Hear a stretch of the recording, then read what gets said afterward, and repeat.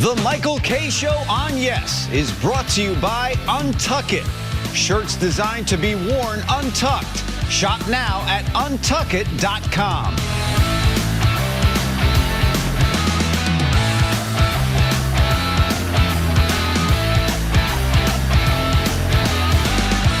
And good afternoon, everybody. This is indeed the Michael K. Show. We thank you for joining us on this Friday, December 13th, 2024.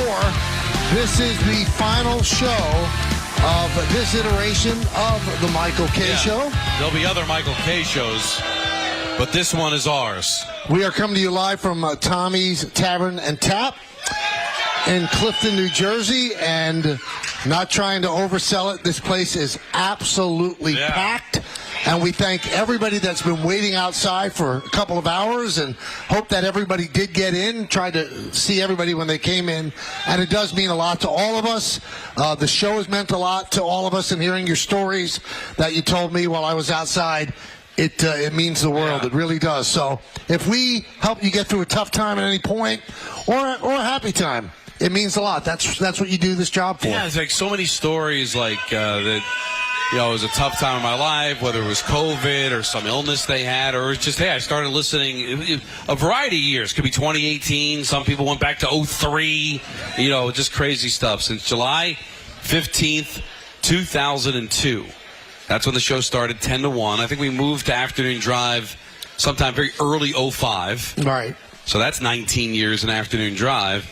Pretty incredible stuff. So thanks, everybody, for coming out. This is going to be a fun day. Now, fun. Be honest, Michael.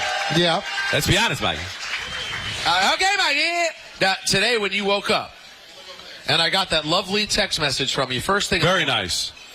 But Don still got his message. Yeah. Okay, that's nice of you. You deleted, you edited it. It was rejiggered. Rejiggered a bit. Yeah. Okay. It was much more emotional, and this one was pretty emotional. But you cut down some. Yeah, I took some small after yesterday. Yeah. But when you woke up today, and when you showed up here today, and you're seeing what you're seeing, is it feeling a little more emotional than it has the rest of the week? Maybe a little bit more, but you're not going to get me to cry. You don't think you're crying? I don't want you to cry. It'd be uncomfortable to see you cry. I don't know. I don't think I will. No? No. But if I do, does it make me less of a man? More of a man. Who wants to see him cry today? All right, well, here's the secret sauce to make That's that what happen. they want. If you go up to Michael and you say, Michael, I've been listening to the show since 02. Means nothing. And the show really means a lot to me. You won't get anything. You'll get eggs. Right. What? But if you want Michael to cry, say, Michael, you got me through a lot. Once he Peter hears... and Don, they could die right in front of me. But you are the reason I listen. I am going to miss you. Individually. And unfortunately, I'm not around 1 to 3. So then that might get him to cry. Then he might a little bit. Tear up. But clamped, maybe. We have a lot of interesting, exciting, random things today. My God. You can't even figure out what we're doing. I got a couple surprises for you guys. You do? Sure I do. Sure I do. It would be just like you to surprise someone. Yeah, I got a couple of surprises for you as the show goes on. But my agent got me a cake, Russ, and congrats to Don, Peter, and Michael. By the way, I'm not sure it's congratulations on 22 and a half years, or congratulations that you don't have to work with Michael anymore. I didn't ask him. I just took the cake. But by the way, I like that your agent put your name first. Do you see that? Right. Well, that's what it's going to be on the new show, That's right. Right. That's right. I think it's congratulations for the percentage of 22 years. Right. Well, yeah. You get a congrats. Yeah. Well, Don, if you do the math, you spoke 16 years of the time. That's not a true number. I didn't talk 70% of the time. How many people think Don talks a lot? How many people have a problem with that? No, you asked it the wrong way.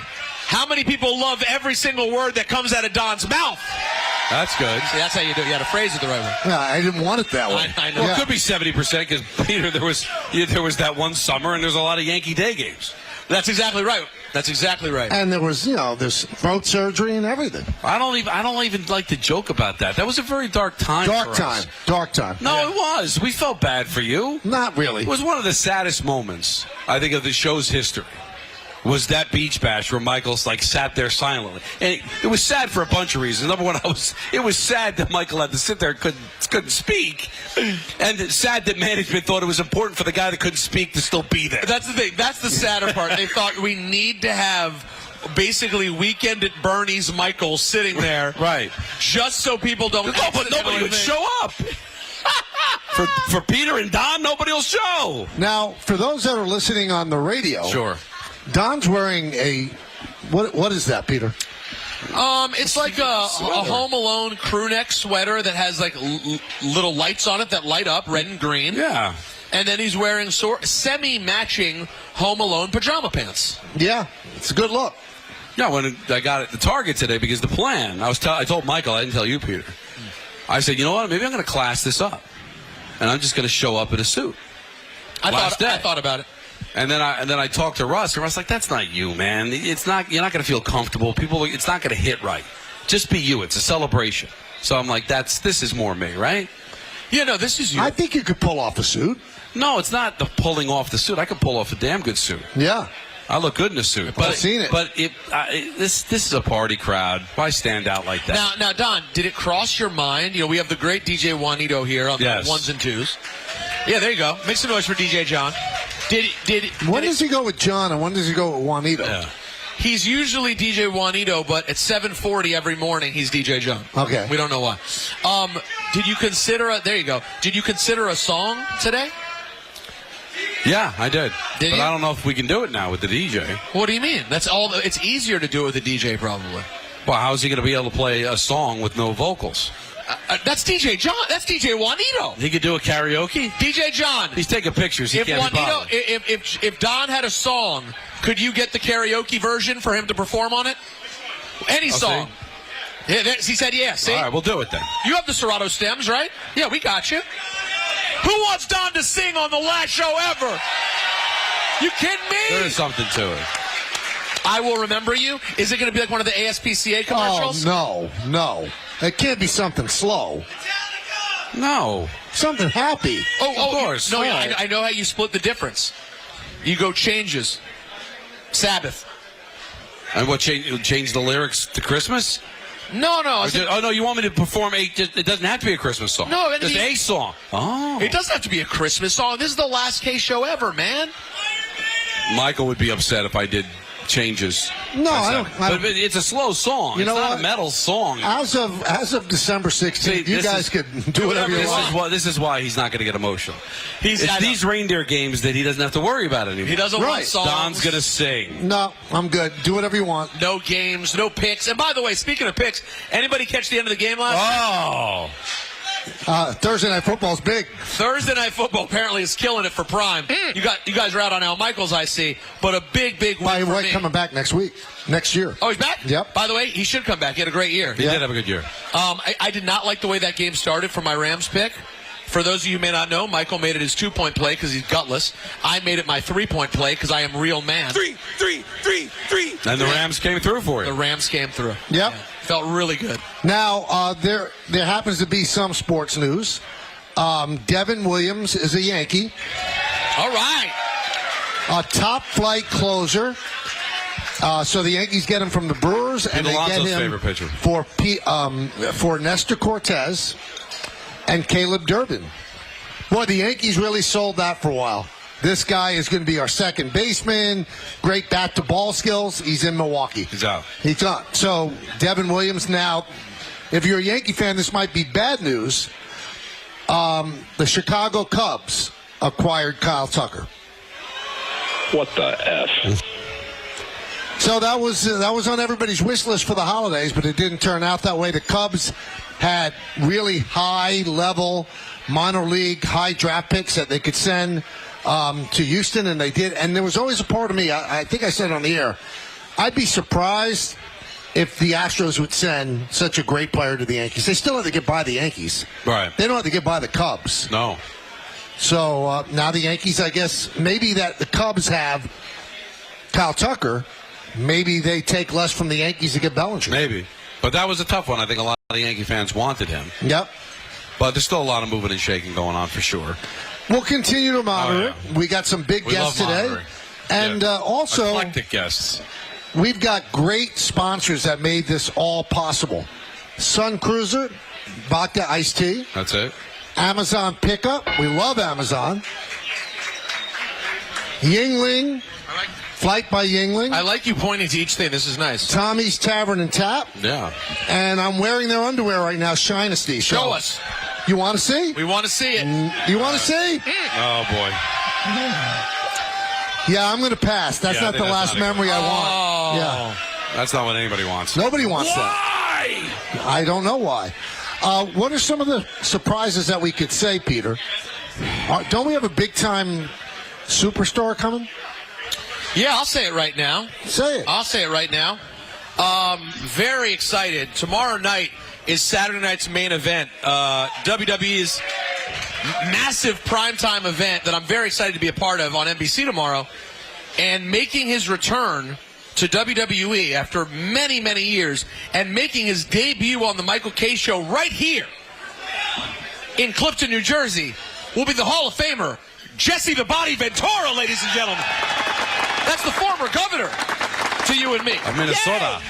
Now, will Jesse be wrestling tomorrow? He will not, I believe. Okay. You never know. Although, you know what? You ask him about some of the people he doesn't care for so much. I'm sure it's on the table. But very excited. And then we'll have some other random surprises pop up throughout the day as well.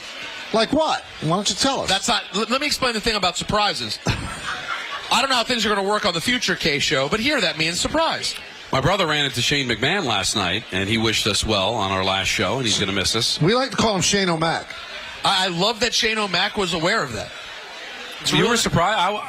I guess you would be the one to know. I wasn't taken aback by it the way you were. I haven't seen him in a while. He's always very friendly. I didn't know how much he actually listened. I know he lives in Tribeca. It's really cool that he actually listens. Have you heard from any greats or near greats of the industry to show their love? A lot of people. You know who DM'd me? Who DM'd you? Nick Totoro.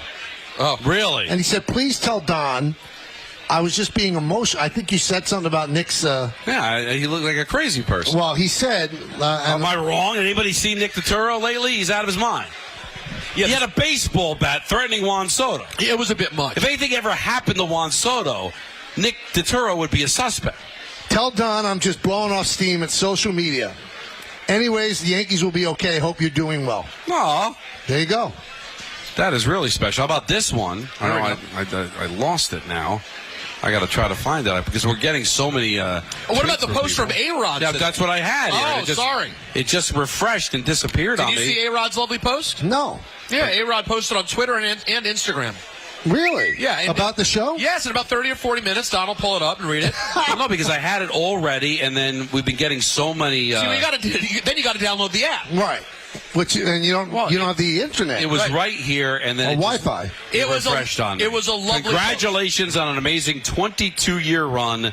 Michael Kay, Peter Rosenberg, Don LaGreca. Your show was a must-listen for true New York sports fans. You three never disappointed. Wow.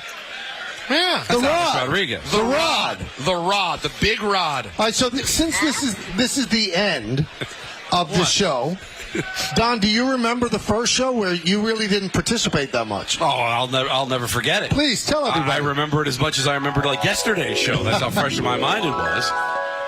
So all these pinhead suits, I don't know. Some of them will be here. Some of them will be, but whatever. They did it. They made their bed. Now they got a lion. Right. Now Michael was probably at Yankee Stadium, but he was not in studio. So they tell me, Don, big opportunity for you to co-host with Michael Kay.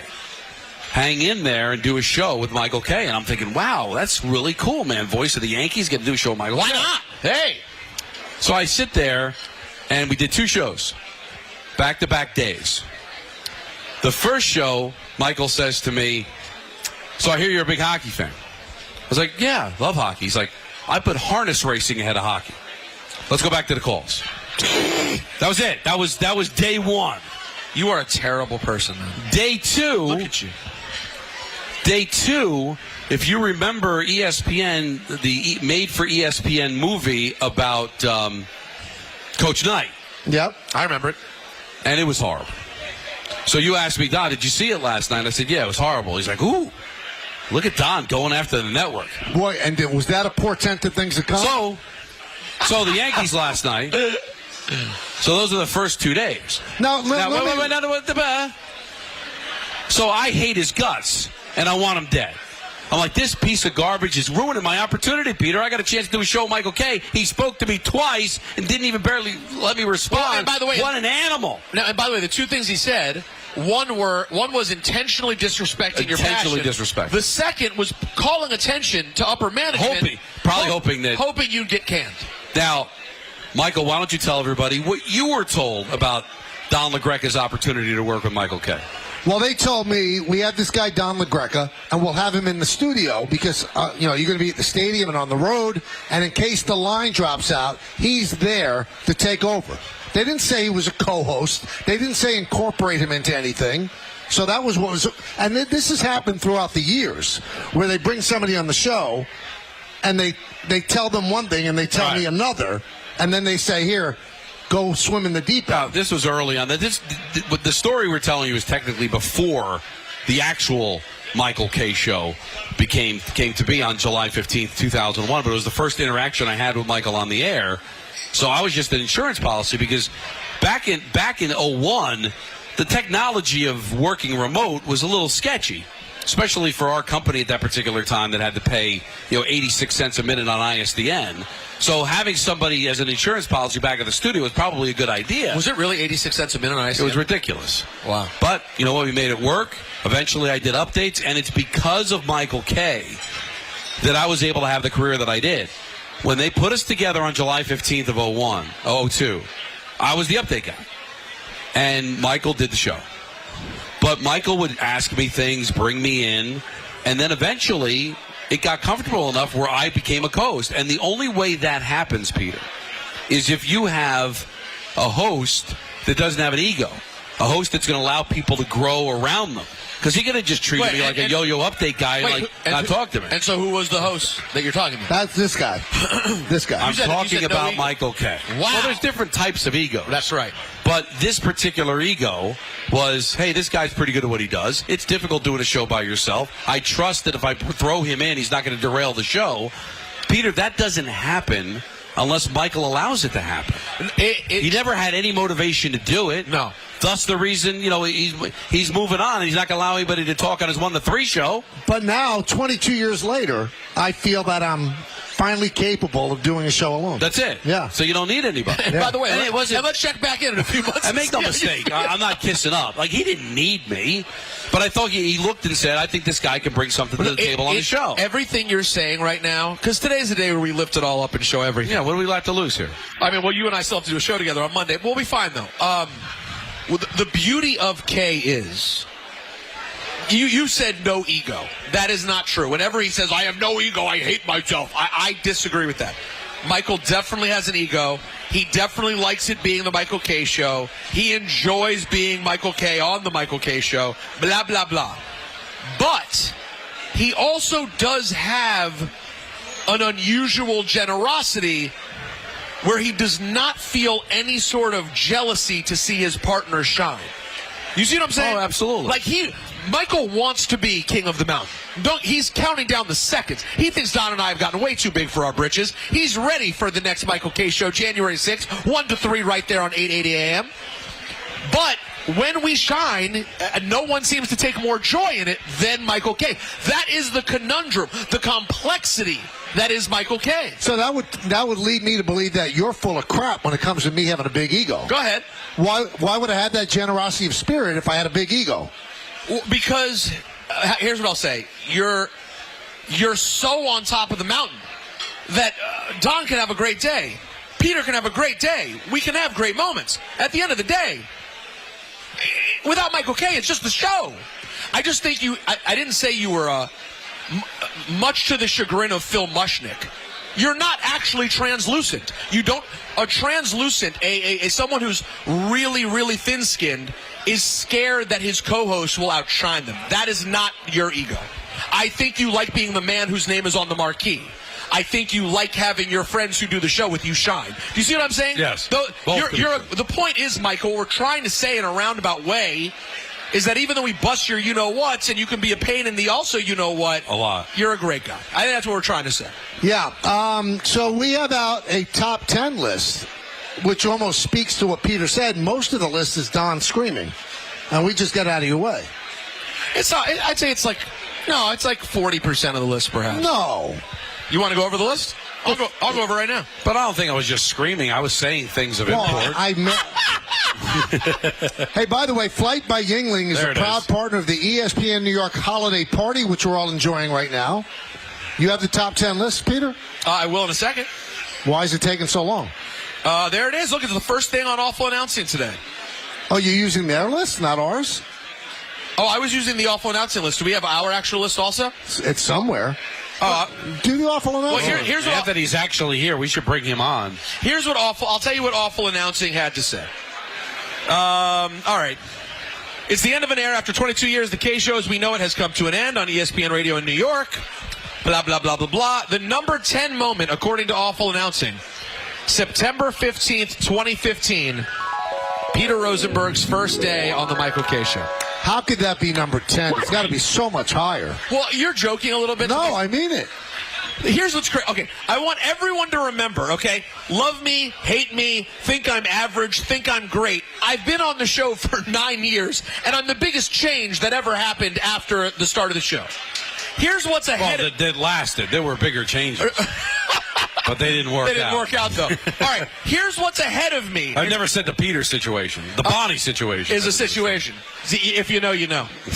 Number 9. You guys may not remember this. October 16th, 2012, Donald Trump joins the Michael K. Show. You remember?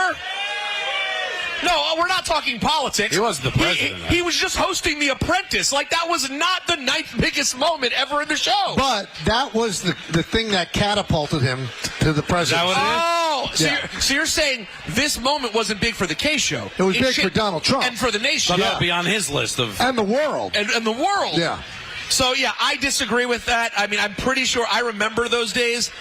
You guys were station number 31 out of 42 that Donald Trump had to call during his apprentice run. But, okay, number 8, another great moment. December 13th, 2019, Edith from Mawa joins the Michael K. Show.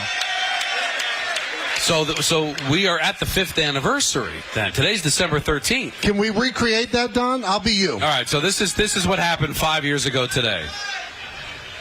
That's Edith. Leaving him hanging. No, it's so much worse than that. Good looking Wow, man. so Uncle Danny's been gone 5 years? That's incredible, no, Michael? At 5 years, doesn't seem like that it. is, yeah, because that we were doing it at Buffalo Wild Wings. I had a flight to like Anaheim after the show. Crazy day. Sam Darnold was there. That was a crazy holiday. Oh, I believe I had a great day. We'll only be topped by this. Don't worry. No wonder your show is number 1. Yes just showed it because Yes loves it. Oh, it's the best clip of all time. Rest in peace, Edith. And again, I love that moment. I don't know if it supersedes my entire existence on the show, but it's okay.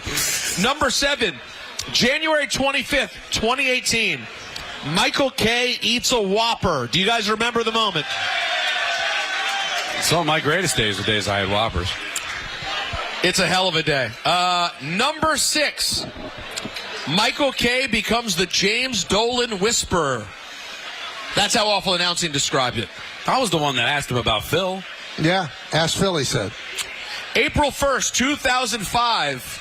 I don't believe we're supposed to talk about this on the air. No, I'm surprised this The Mike Piazza prank. Yeah, that wasn't good. It was one of the worst days That's not. ever. I almost quit. It was really bad, right? Well, really bad. I said I don't do April Fool's stuff. I think it's terrible. So they decided to do an April Fool's thing. Wait, who is they? I think it was Aaron Spielberg. Aaron right? Spielberg, who was disciplined and pulled off the show and made program director. Because at our That's an station, interesting punishment. we fell up. Wait, Yeah. wait, hold on. He produced your show at the time? Yes. And what he did was so egregious Yes. that they gave him a better promotion. title and promoted him to program Right. director. Yes. Interesting. Now you're up to 5, right? Yeah. Let's hold off on those because we have to break. All right, let's do it. Because we have a special guest We coming sure up do. next, and we want to do that and do Yeah, it we'll right. get through. We got a lot of stuff to do, everybody. Thank you all for being here. Don, tell us what happens when you go in your bath nude.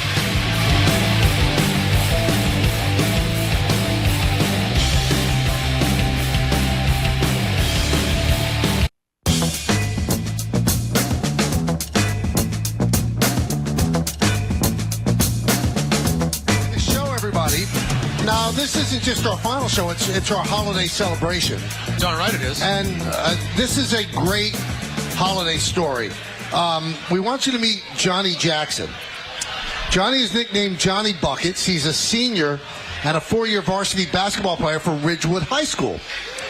There's Johnny right there. Right. He's the current captain of the team, a 2-time section champion, 2-time first team All-County, and has All-Group and All-North Jersey honors as well. Now, that's pretty impressive by itself. Well, last year Johnny had mono. Going into the season, never truly felt well, but played the entire season visiting different doctors almost weekly while averaging 22 points per game and bringing his career point total to 1,464 entering the season. Johnny was then diagnosed with stage 4 lymphoma in July, and he has just undergone his 9th chemo treatment out of 12. He's continued to work out, put on 10 pounds of muscle during his treatment, went from thinking he would not be able to play until very late in the season to committing to play every game this season. Johnny, it's just an amazing story. Thank you. And not only is it amazing that you're playing when you're going through such a tough thing, but you're dominating. So how are you doing this, bud? I mean, I kind of just got a choice in the beginning of all of this. It was kind of either like you choose to fear cancer or you choose not to. So I obviously chose not to fear it and kind of just take it over. I almost see it as like a game, just another game for me. So I'm just trying to dominate it, like you said. What was that process must have been so frustrating of like, well, first of all, did you have mono in the first place? Was that part correct? Yeah, so I was diagnosed with mono in October, right before the season. Last year? Yeah, before last season. And I came back to the season not healthy, but clear from mono, some other stuff, and then it all kind of just went downhill from there. And then how long did it take for them to figure out that this was, in fact, which I'm guessing must have been tough for doctors to spot because you're so young? Yeah, definitely took very long. Maybe about 7 months of seeing a bunch of different doctors almost every day.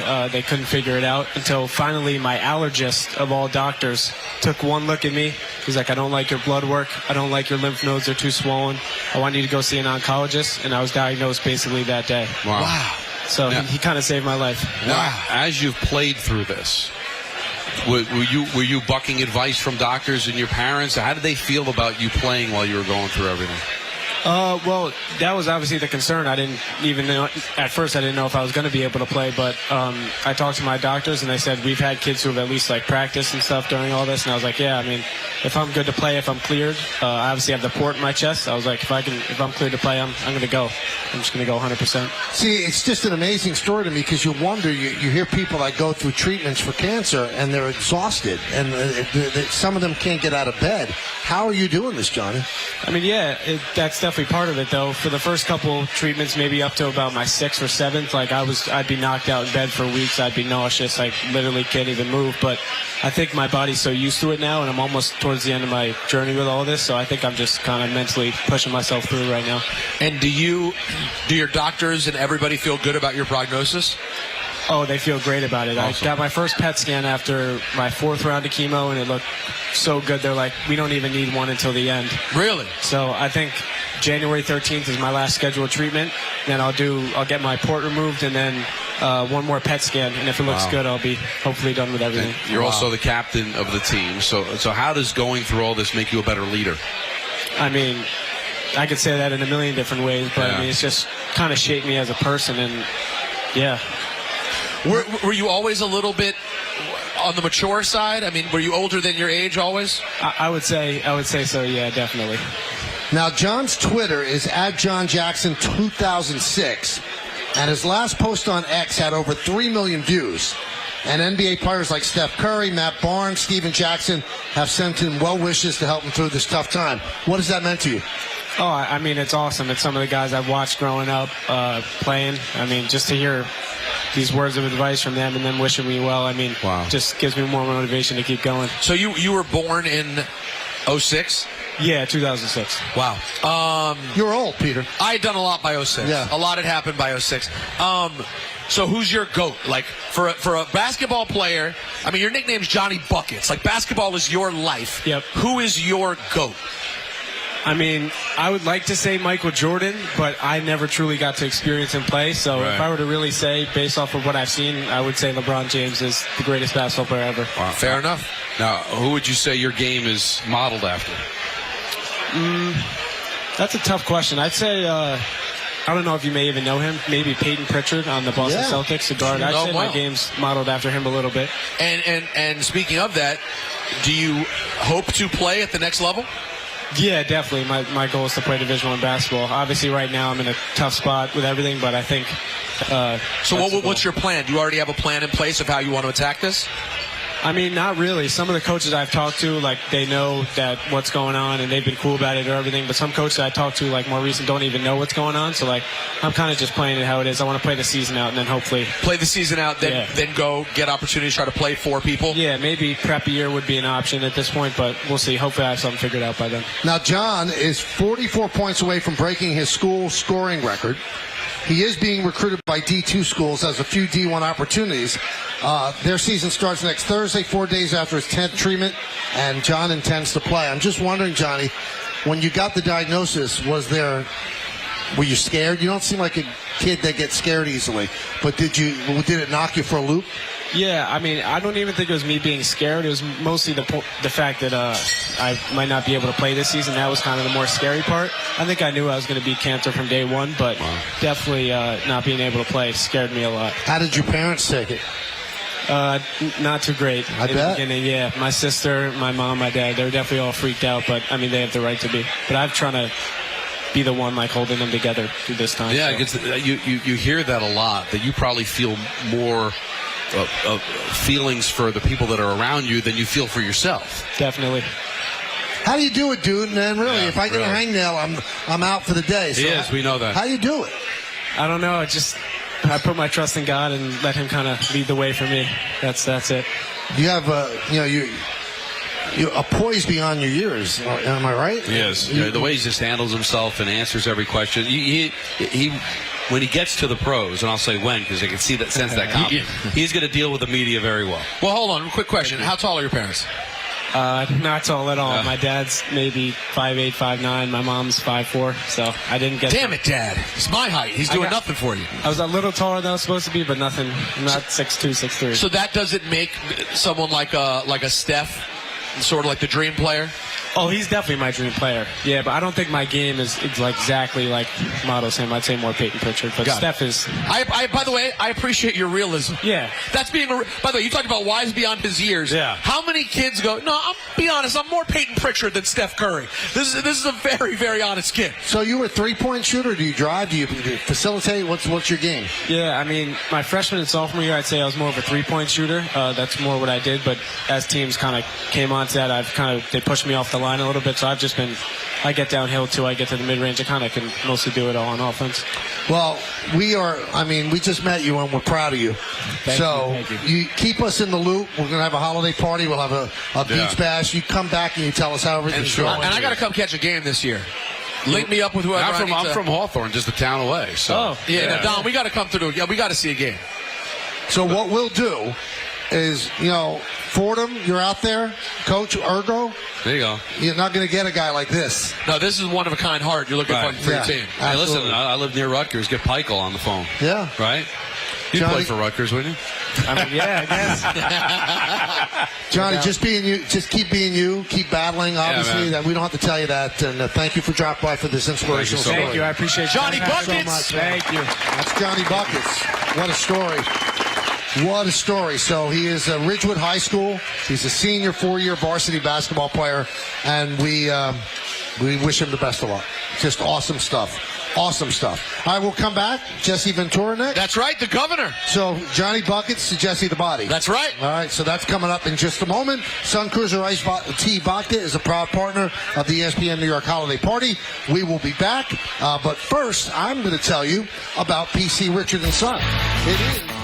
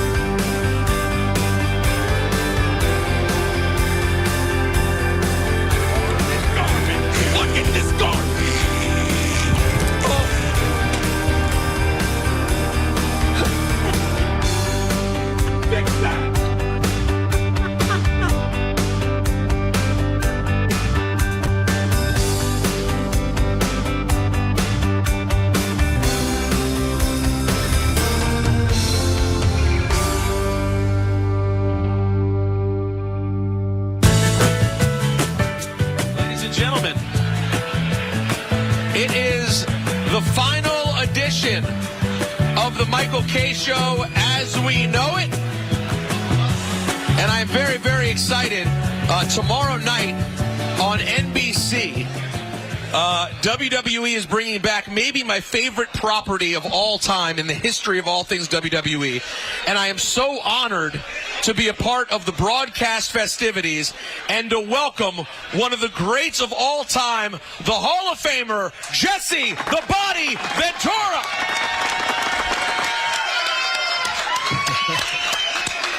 Governor Ventura, how are you? I'm doing okay. Can I just tell you, as not someone who's just been with WWE for a long time, but as a fan, how excited I am and how meaningful it is for us fans that you're going to be back tomorrow night. Are you feeling that energy from the fans? Absolutely. It, for me, I guess you'd describe hell as frozen over. I had a friend, the late Glenn Fry, of the Eagles. Sure. And I remember when the Eagles broke up and Glenn told me, it'll take hell freezing over. Well, it froze over for the Eagles. They came back with another great album and life went on. And that's kind of how I feel right now, because it's been 40 years, roughly, give or take a couple. And I never believed, truthfully, that I would ever be back. But through my son, who negotiated it all, and the new management at the World Wrestling Federation, which is now World Wrestling Entertainment, we got it done. And I came back initially as a legend, which is what I was going to do, and I did that for my kids, because I thought, if anyone makes money off my name after I die, I want to ensure that my kids are getting a piece of the action. And that would only happen with the WWE. Governor, would this have happened if Vince McMahon was still in charge? No. No way? No. I don't believe so. Mm-hmm. You never say never. Right. Yeah. But I don't believe it could have ever, no. There was too much in between and too much. I mean, I'd been gone. Jeez. I did WrestleMania 1 through 6.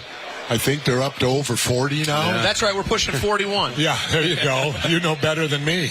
And, so it's up to 41 now. And, I did 1 through 6. So I never dreamed I'd be, that I'd come full circle. And it's fulfilling for me because I can't go back in the Navy. A little too old. And so my life has now done a complete circle.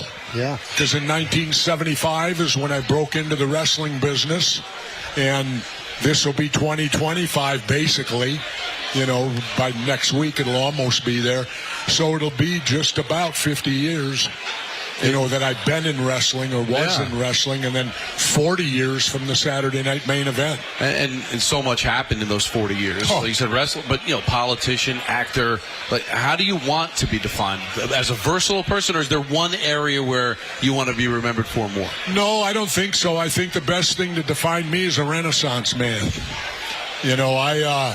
I've lived my life. It'll be dear to across the lake or across the bay here. I followed the teachings of Yogi Berra, the great old Yankee. Sure. Yeah, Yogi always had a quote. He said, when you come to a Y in the road, take it. Yep. That's what I did. Yes, you did. You certainly did. Every time I come to a Y in the road, which is about every 4 years, 5 roughly in there, I come to a Y in the road. I take it. And I don't look back. Now, wrestling is an unforgiving business. I'm just wondering, what's tougher and dirtier, politics or wrestling? I would say politics, because I feel today like I'm free. Because now I can say any damn thing I want. And I don't have to be worried about offending this group, offending that group, or worried is something politically correct. Right. Because all you got to do in the end is look at them and glare and go, it's wrestling.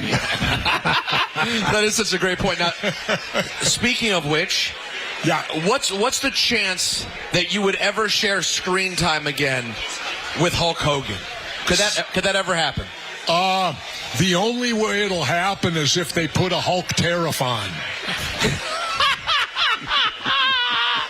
Now, what I mean by that is he stuck it to me so bad years ago.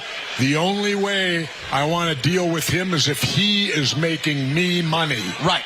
That's a Hogan tariff. So Hogan shows up, Jesse gets paid more. That could be a conversation. That's a Hogan tariff. Now, speaking of some people I've heard you have some strong feelings on, I've heard a little birdie told me you have some strong feelings on our colleagues, Stephen A. Smith and Christopher Mad Dog Russo. Yeah. First of all, Stephen A., thank you. You saved me from having to lead it in myself. No, I got you. You're good. I got you. I'm your gorilla. I got you. Stephen A., this is right to you, Stephen A.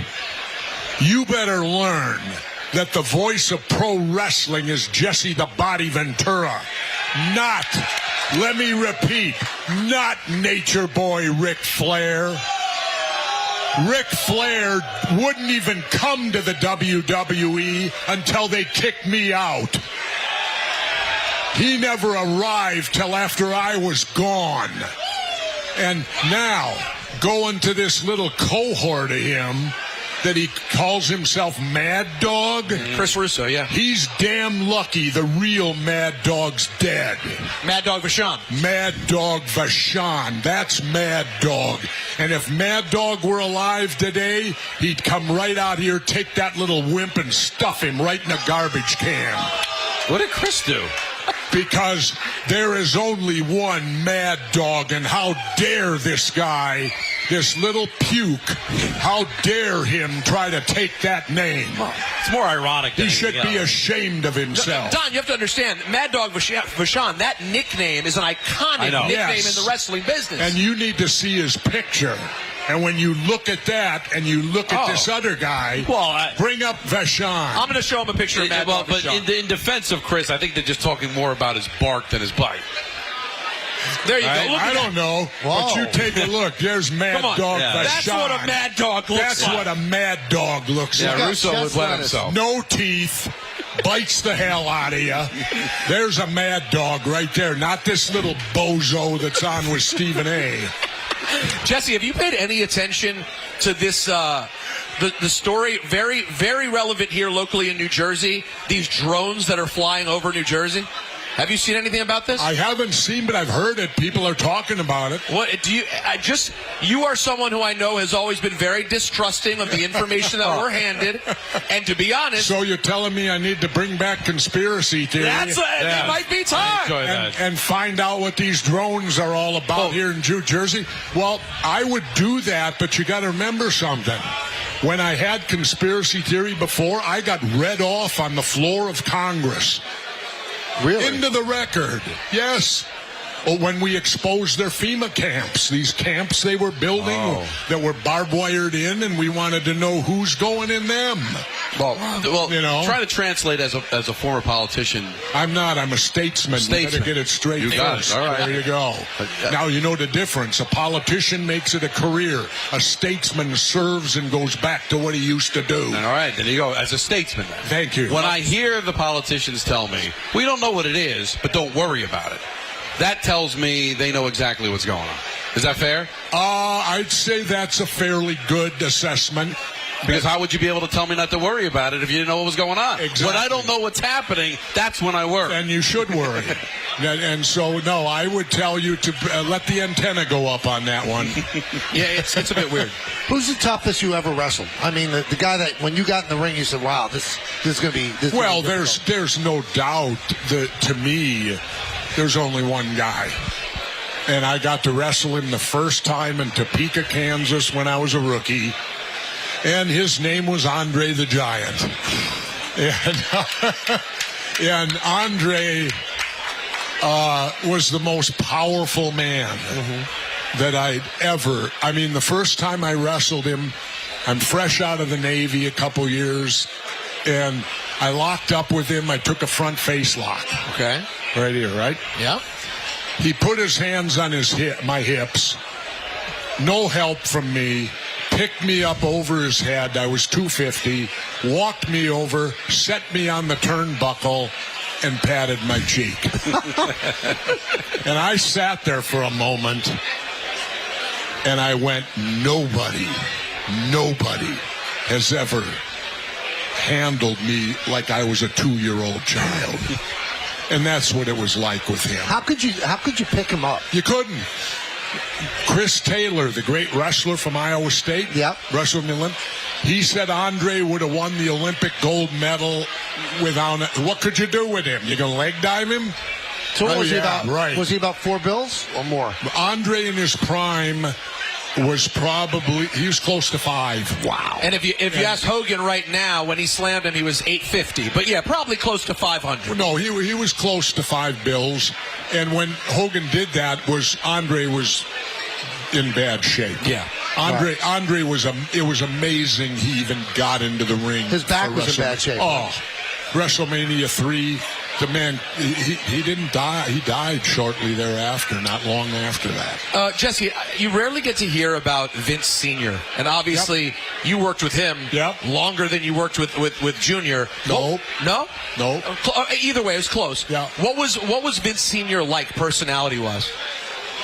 Different from Junior in the fact that Senior I never heard him raise his voice, ever. And he was so smooth. You could be angry to the point of wanting to explode. And you'd go in for a meeting with him, and you'd come out of the meeting feeling great and accomplishing nothing. Can you remember Vince Jr. around? I mean, you would walk. He had that type of delivery. He'd give you nothing, and you walked out like walked out like you just won the lottery. Wow. You know. What I feel like happens in sports a lot is that the current athletes don't appreciate the guys that came before them. Do you feel that the current wrestlers appreciate the work that you guys did back in the day to get them to where they are? I think it's the opposite. I think they're going overboard the other way. Okay. With their appreciation.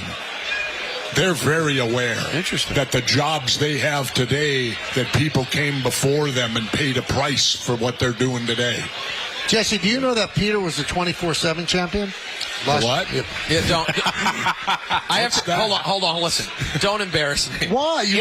Jesse, it was a very silly championship that they were doing for a while. Do you remember, it was sort of like the hardcore championship? It could be defended anywhere. No. It was a fakakta thing of today. It's not. You can't tell someone from his era about the 24/7 championship. I just want to give you props. And the other thing you need to understand, when I left wrestling, I left it. Right. I vaguely remember The Rock and Stone Cold. Right. I didn't want. So have you done the work yet to be prepared for tomorrow? Absolutely. Who are you most of the? I will tell you about tomorrow real quickly. All right, please do. I think Rhodes. I question Rhodes's. How do we say it? His parenting. Okay. You're questioning the way Dusty raised Cody? No, I'm questioning whether Dusty is Cody's father. Oh, my God. What are you? Wait, you don't think Cody's the man that Dusty was? I do now. Because Friday at SmackDown, Cody behaved just like Dusty. He let his ego get in the way. He did a stupid thing. And right now he's in jeopardy of losing his title tomorrow night. Why? Because if he took a match he didn't sign for. He let his ego get in the way, and he's going to pay the price for it, I think. That's just like Dusty. See, I didn't believe they were father-son, and I'll tell you why. The kid has the abs of Mr. America. When you look at the kid, you see a six-pack. Right. The American dream, though. You look at Dusty. Dusty could have won, but not for best abs. He could have won for most abs. I am getting a delighted sense that the Jesse Ventura we're going to get tomorrow night on NBC is the Jesse Ventura of old. Well, I'm very excited. I'll just, like I said, now I believe he is his father. Because he behaved like him. With an act of stupidity. Well, we'll see how Cody does. And if he gets his butt whipped tomorrow night, that's the reason why. He let his ego get in the way of his good sense. When you're the world champion, you got to think ahead. You don't think in the now. Tomorrow night, Jesse Ventura will be paired up with the great, our colleague, the great Joe Tessitore. He's the best, by the way. It's going to be amazing. 8 o'clock tomorrow night on NBC. Make some noise for Jesse the Body Ventura. He's the best now. But there was someone better. And that was? Mean Gene. Of course, the great. Jesse, thank you, man. You know, I gave him that name. In Minnesota? Yep. At AWA? Yep. I came out one day on the interview and I looked at him and I said, Mean Gene, the hot air machine. And for some reason, hot air machine disappeared. And yet Mean Gene became the longest running nickname of all time. I mean, just about. Yeah, no, he became Mean Gene. His son, even in his obituary, gave me credit. What a name. He said, I believe Jesse Ventura, Governor Ventura was the one that named my dad. Wow. Mean Gene, and I did. Jesse, thank you. One of the proudest moments of my life. It's a great moment. Jesse Ventura, ladies and gentlemen. Thanks, everybody. Thank you. See you tomorrow night. Tomorrow. We'll be back with more after this.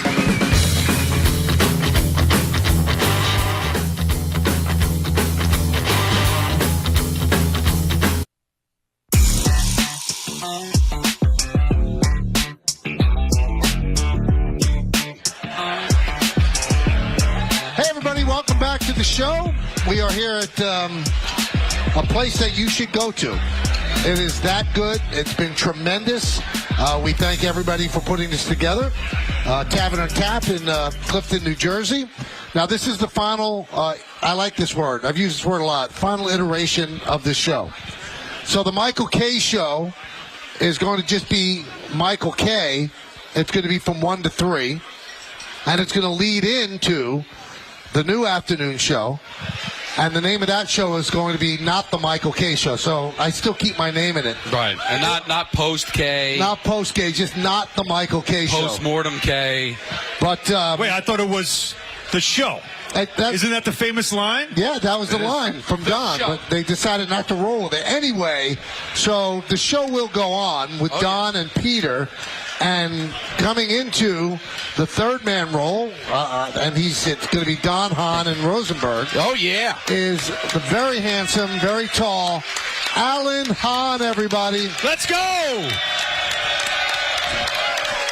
First of all. What is that, Big Nick energy? Yeah. Wow. You know what we call that, Alan? And Shinesty underwear, everybody. Shinesty, let's go. We're selling it all, baby. We're selling it all. You're getting a tone of what our future show is. I love it. Very sales intensive. We are selling underwear. That's right. I'm wearing it. I got to show it. Let's go. It's nice. You got the nice ones. I just got solid. Yeah, I didn't want to wear the eggplant one today. I thought that'd be probably off color. Come on, man. I'm glad you mentioned You're not doing a show with Rick DiPietro anymore, okay? Not anymore. What? This isn't a blue show. What do you mean blue? We don't work blue. Well, actually, it's red. At least Don dressed up for the occasion. So, you've been a fan of this show for a long time. Yeah, I've been a P1 from almost the very beginning. So, yes. What are your thoughts of working with these two? And we could talk off mic. But, I hope we do. What do you think? What's your biggest concern, and what are you most excited about? Let's see. I'm most excited for the first time that I'm just saying something matter-of-factly, and then Don destroys the mic. Like, I'm waiting for the moment nobody sees it coming, and all of a sudden the rage builds, and then there's just the kettle explodes. And the face will get redder. Oh, no. The first time that I look and realize, like, oh, he's about to explode. Get out of the way. No, I can't wait for that because I've never really been able to experience that in studio. I've heard it on the air. I've seen it on Yes. Never have I been in the studio when it's happened. And that first time is going to be like, oh, this is epic. I'm going to love it. Yeah, it could happen at any moment. Yeah, listen. It happened today. I guess when you look at it all time, considering the amount of time Don and I have spent together, I'm in some ways the rant whisperer. So many Don epic meltdowns have come when him and I are doing a show together. Because the key is, if you just let Don go, eventually it just happens. You just got to let life be. I think it's just a coincidence, but there's something too. Like, two of the biggest rants I've ever had, the Jose Reyes. There was no Michael. It was one of the first days Peter was on. No. Sid Luckman is one of the. Sid Luckman, Michael was there for. Was it Matt Forte? Matt Forte. That was unbelievable. And then Michael was responsible for that because he kept giving the guy chances. And I got really How many chances you get? How many chances you get? But the Jose Reyes and the no Michael K. Those two rants where Michael wasn't there. So I don't know. I think it's just a coincidence. But there were some big ones with Michael there. But listen, I've known this guy since the station started. When we first started the radio station way back in the day in September of 01, one of the first things Tim McCarthy did was he signed the Islanders. Yep. And we were the home of the New York Islanders. And we would do shows from Champions right across the parking lot. Isn't that where Rick DiPietro blew you off a couple times? Oh, yeah, a few times, for sure. While he was having dinner with Alan. Wait, what happened in the parking? Blew him off. No, not in the parking lot. Okay, sorry. This story's really complicated. That was actually in the bathroom. So this is a funny side story to this, though. So they would do the post-game show, right? And it was Peter Schwartz. Peter Schwartz. Right. Would do the post-game show in Champions. This big table, this whole setup, all right. So I was a sports writer back then. I was a beat writer. And myself, Peter Body, a couple other beat writers, afterwards you'd always go over and have a beverage, just kind of unwind after a game. And so we go over there, but the kitchen closed, I believe, at like 11 o'clock. Which killed Peter. So you couldn't get there in time to get, once you were on deadline, no more food. All right. So we get there, and then there'd be this table, lavish table, with just every appetizer on the menu. Anything you could possibly eat, all of it on the table. During Repug time. I mean, this is seriously like a buffet table at a party. And we go over, all right, there's something here, right? So the waitress would say, well, they've got all this food. Can we just get that they got it? Oh, no. That's for Don LaGreca. That's what she would say. And we're like, oh, Don LaGreca, excuse me. Wow. Oh, yeah, no. And he wouldn't let you have any. If you went over, it was like, slap you right on the hand. Right on the hand, unless you were a guest. Then you might get a wing. Wow. And we tried to get Rick as a guest, and Rick would blow us off. Right. Which I don't understand. Rick's one of the nicest people I've ever met. So but Alan would come on, and then you and Peter did the book. Yes. Yeah. Which was great. That was awesome. awesome. Promote that. So I've known Alan for over 20 years, and I'm really looking forward to getting him in. He's a big Knick guy. We know that. But he's also a Yankee fan, loves hockey, loves baseball, big Yankee fan. So I'm really looking forward to So this he new doesn't endeavor. have hockey below harness racing, right? No. Right. What's your hold on, your order of sports are basketball 1, basketball, hockey, football, then baseball. But the Yankees are your biggest team. Yankees are the only team I'm a fan of at this point in my life. They remain a team that I root for as a fan because I don't have I only covered two things Yankee-wise in my life. I did cover more Mets stuff when I was a sports writer, but not much Yankee stuff. And it allowed me to not know how the sausage was made, right, on that end. And I allow myself to be a fan that way because I need one team that I could care about but not know enough about, where all the other teams that I was fans of growing up, I just know all the other stuff. Now, when I was growing up, it was baseball, hockey, basketball, football growing up. But as life develops, things start to change. So my interests are more hockey. My son plays hockey in college. It's a sport that I spend a lot of time focused on. My youngest daughter plays it as well. So it's really a sport that I'm into. And obviously basketball is the reason why I'm here. Now, let me get your take on something with the Knicks, since you're here anyway. I watched that other game, the NBA Cup game. Yep. I was appalled by how poorly they played. Second half. It was unbelievable. Yeah. I mean, it looked like they didn't belong on the court. Their court with the Atlanta Hawks. Yeah, third quarter was the worst quarter of the season. I mean, just outworked, out-rebounded. Yep. And the thing that confused me about this team, there are times that they're playing, and I go, this team could win a championship. Yep. And then there are times that they played like that in the third quarter. I go, this team could get knocked out in the first round. Right. What's the team? It's something in between. Now, I know that sounds like a cop-out answer, but it is because it's so early in the season. Tom Thibodeau teams spend the first quarter to one-third of the season figuring it out. Mm-hmm. What do we need? And who do I trust? Who can I play? They go through all that in the beginning, and the numbers tell you. By the last quarter of a regular season with Tom Thibodeau, the Knicks are playing their best basketball. They have the best record. That's .635 winning percentage in the last 20 games of the season in his Knick tenure. That's incredible because they're just over 500 in the first quarter. So he does that. So that's the one thing you got to keep in mind is there's always that feeling out of period, especially when you have two new starters. They don't have a deep bench right now. They finally got one guy back in Precious Achiuwa who can help them. They really need Mitchell Robinson, and teams that play the way the Hawks play, they hit high, hard screens, a ton of rolling and cutting, and a lot of tall athletes. That affects the Knicks. They have a hard time with guys that are like 6'9", 6'10", pogo stick type guys. And that third quarter, the reason why that game went the way that it went, we all focus on they can't stop them. The defense is terrible. They missed 13 straight threes. Yeah. You can't win if you miss 13 straight threes. They are the second best three-point shooting team in the NBA. So when they don't have that weapon, they're an ordinary team, and it showed in that third quarter. If they made a couple of threes, that's a closer game, and the fourth quarter is now up for grabs. But that didn't happen. No matter how you feel about the in-season tournament, and I know there's a lot of Knicks fans that didn't care, some really did care. But what I thought it was an opportunity to make something of a regular season game. Make it big.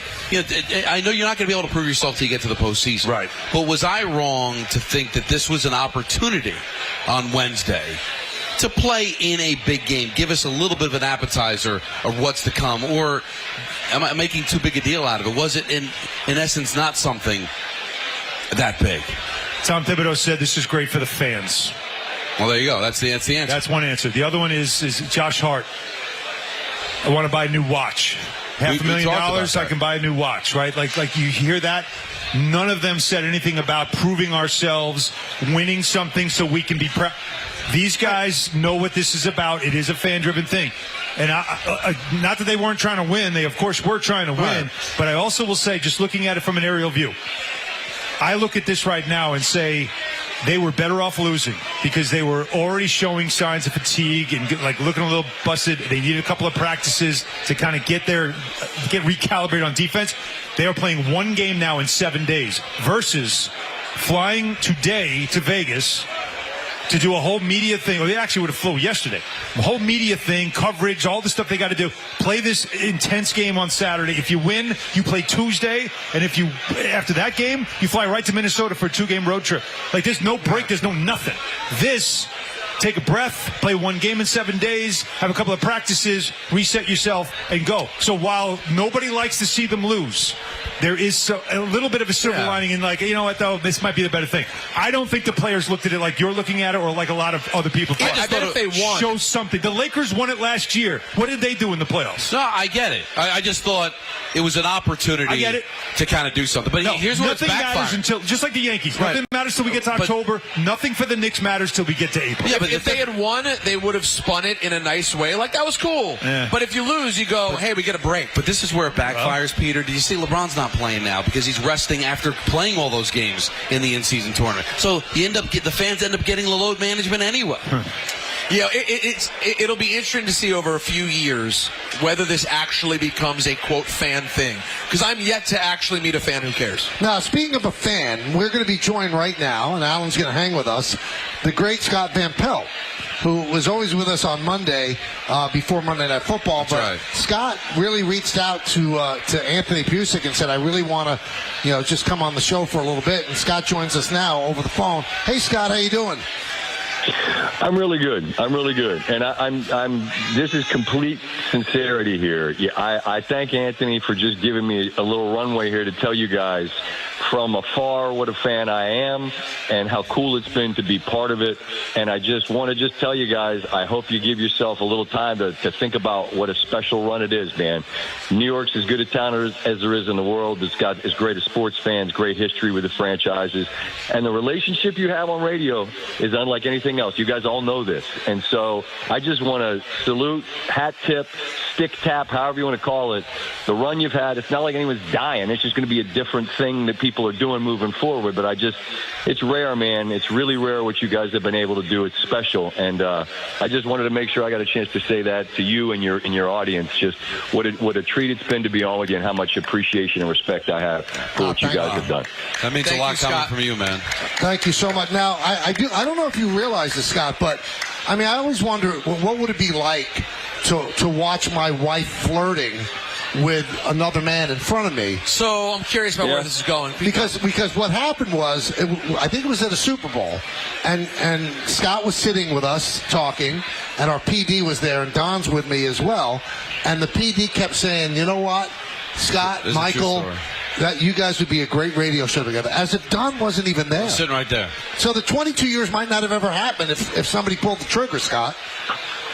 Well, listen, it's sometimes the best deals that you make are the ones you don't make. So, listen, not for nothing. I think I told you this privately, man. It would have been a blast to sit with you and chop up whatever. But I'd say that things worked out way better for you the way they went, and they've gone all right for me as well. So, a little flirtation, whatever. Just makes you appreciate even more what you got, right? And not so much for the guy that suggested it, so it's all good. Oh, I love it. Wow. And by the way, you guys, to be honest, you put Michael and SVP together.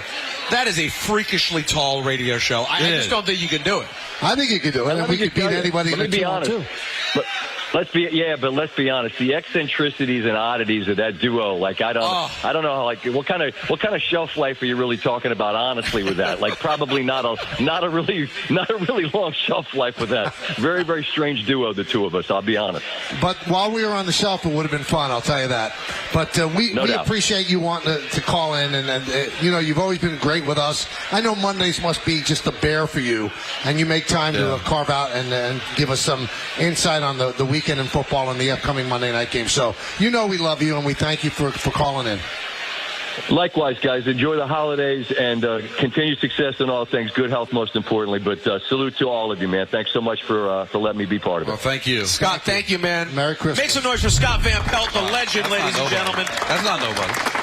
Not nobody. Now, that was, he's on Mount Rush. You might be a little. I don't know if you'll get the analogy of when Fred Flintstone would shrink. Yeah, that? Yeah. That's what happened to me that day.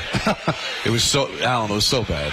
Alan, do you know the rules of engagement on the show? I mean, the numbers and everything. Don gets to talk 70% of the time. Please, again. And if it doesn't happen, you listen to the show. Is that true? I have been a P1. As you know, I've had shows that were after yours, so I listened to it driving in. Mm-hmm. My shows before yours, I would listen to it going home. You guys all know I text each one of you separately, different things that I find interesting or want to get a good line in.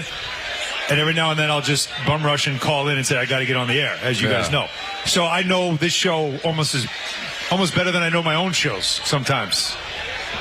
That is not true. Don, my goal here is to make Don LaGreca the biggest star in sports talk radio in New York. That's my goal. My goal is to take him from a guy who has been like 6th man of the year, a great role player, right? The guy that everybody just loves. And then this is his time now. This is his team now. And it's the ability to say, you run this thing. You take it now with all the experience you have. And my job is John Stockton. My job is Dwayne Wade to throw it up and let LeBron dunk that down. That's my job. You know what, Peter, is interesting? So Don was the 6th man. Wait, Don's taking it in. One of those rare 6 men that shot 40 times a game. Why you to the end? To the end.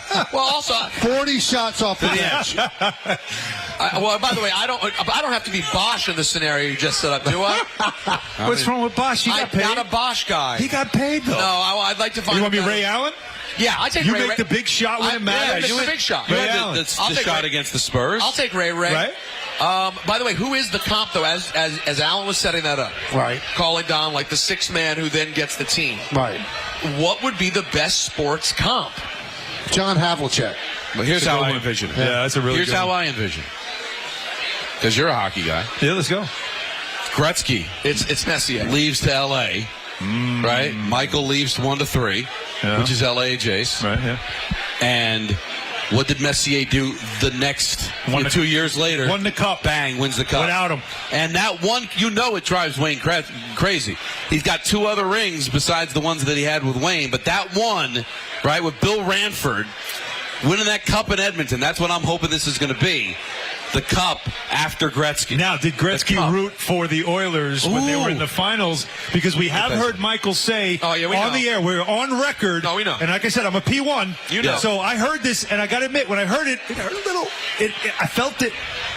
Is that I will root against you. But wait wait a minute. I heard those words. But wait I'm a telling minute. you, driving in the car, knowing what I knew, I was like, it hurt you. But wait a minute. like, wow, that's a No, there's a caveat to that, Alan. First of all, you know I rooting love you. for you to lose. I said that if I ever got let go, I don't care if it's Don and Peter. I want them to fail miserably.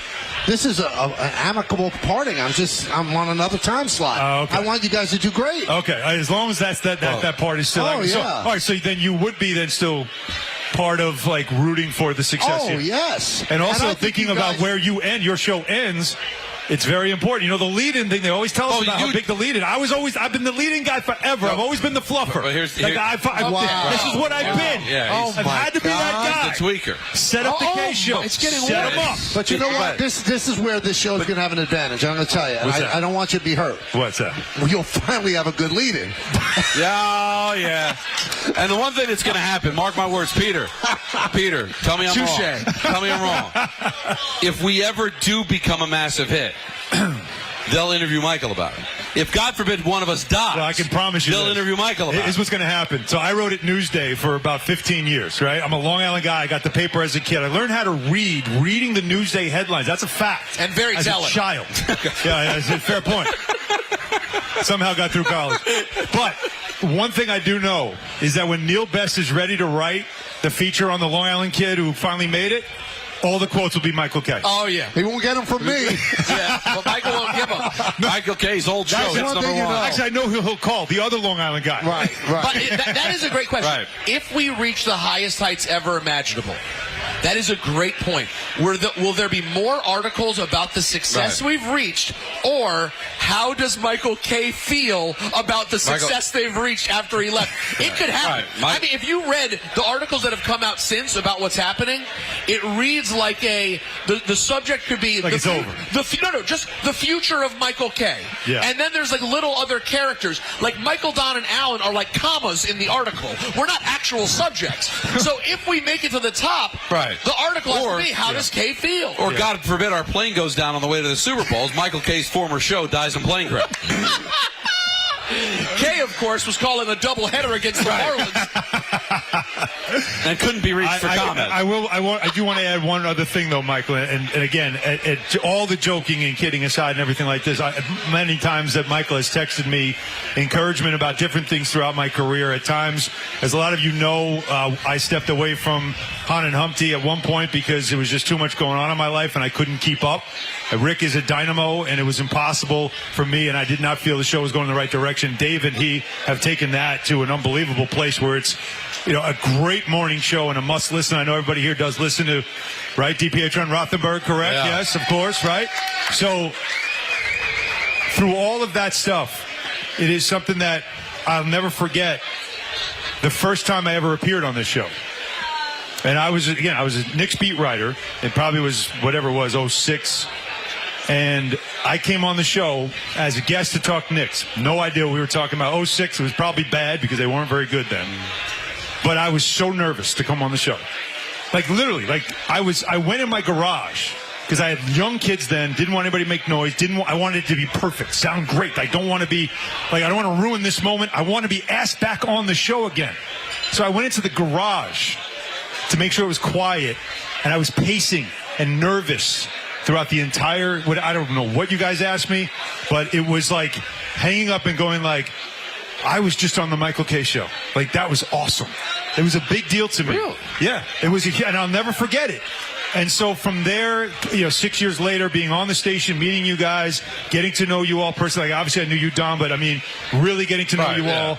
So for me, the fact that I'm sitting in your chair at one point soon, that's a big deal to me. Like, that's not something that I'm taking lightly. That's not something I'm just, I expected this, I deserve this. I'm not acting like that at all. And I'm being sincere.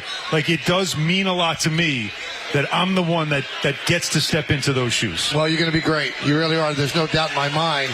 And I also know that in that same garage, you had the Playboy, so you probably relaxed It's an after important that. garage. Yeah, it's a very important thing. Leave it there. Yeah, we'll leave it right there. Alan, we'll see you on Monday. Monday. Yes. That's what we call a 3 o'clock. soft open. It's the soft launch on Monday. I don't like soft. Soft, we can't. No, we're doing nothing soft around here. Listen, sometimes you got to go soft to save it for the real thing. You know what I mean? Wow, interesting. You want to call it the dry run? I just feel like He doesn't like that either. Dry run is never good. Yeah, how many kids you got again now? I got 4. Yeah, he's not big on the dry run. Better than no run. Dry run, no good. No. 3 o'clock Monday. Next How about week, a sneak peek? Next. That's one. We could do that. That's a little what tease. Just the tip. Good luck, my friend. You get the dry Thank you run so because much, they don't guys. give you a sneak peek. That's the new show, everybody. You can tune in at 3 o'clock starting on Monday. It's called Don, Hahn, and Rosenberg. Can't wait. Thank you. Thank you, guys. Thank you. Alan, Good to see see you you, Monday, Alan. buddy. Yes, Thank you, sir. man. ENN is next, baby. And Don has something to tell us first. Don LeGreg here to tell you about my friend.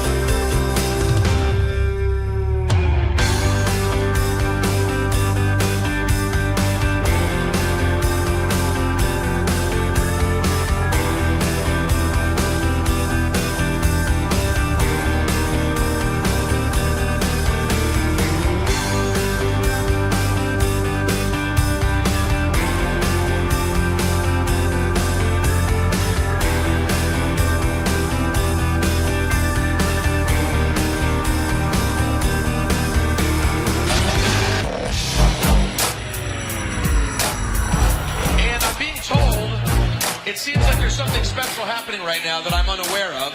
So, I believe Steve, Steve, what's your official title? CEO? President. President. Oh, Good Karma Brands. That's not nothing. No, not nothing. It's very much something. You have a headset on. I don't know what's going on, so I'll leave it to you. I think I took Don's headset. I think he's already really mad about it. No, I just wanted to have a headset. Yeah, and you do. And I don't want to get in the way of ENN and everything that's amazing going on here. Just wanted to jump in and welcome everybody here today. Thank you so much for coming out. Thank you so much for listening. Thank you so much for watching. Giving it up for these guys and this incredible show. Let's hear it. Thank you, Steve. Thrilled about what's happened the last 22 years. Thrilled what's happened with Michael and Don. Thrilled what's happened the last 9 with the addition of Peter. And also thrilled for not only what the memories that have been made, but the expansion that's going to come, because you're going to be able to get more of these guys throughout more of the day and what the future is going to bring. So we are very excited about the future. Are you? By the way, let me answer, Steve. Very excited. We know you are. We know you are. So to commemorate, on behalf of all the teammates at Good Karma Brands, ESPN, of course, from market manager Vinny DeMarco, director of content John Winthrop, we have some gifts for you guys for the last 22, as well as for everything that's ahead. Can't thank you guys enough, and so excited for the future. I love gifts. All right. Wow. Wait, someone just handed Don a Stanley Cup, for God's sake. Oh, my God. This is a Stanley Cup that has everybody's name that's ever worked on the show. No. Wow. R.J. Santillo, Ray Santiago, Anthony Pusick, G.G. Clark, Jacob Perry, Tom Bauer. Wow, look at that. And how about this? Wow. A Monument Park plaque. Oh, wow. As there should be. Wow. For See, Michael Kay. I told you you'd go to the Hall of Fame. That's the only way. Thank you, Steve. This Thank is you so amazing. much. Wow. And I have received an ESPN championship title. Yeah, with the ESPN E on it. Michael K. Show on one side, Peter Rosenberg on the other, nameplate. Wow. This is beautiful, man.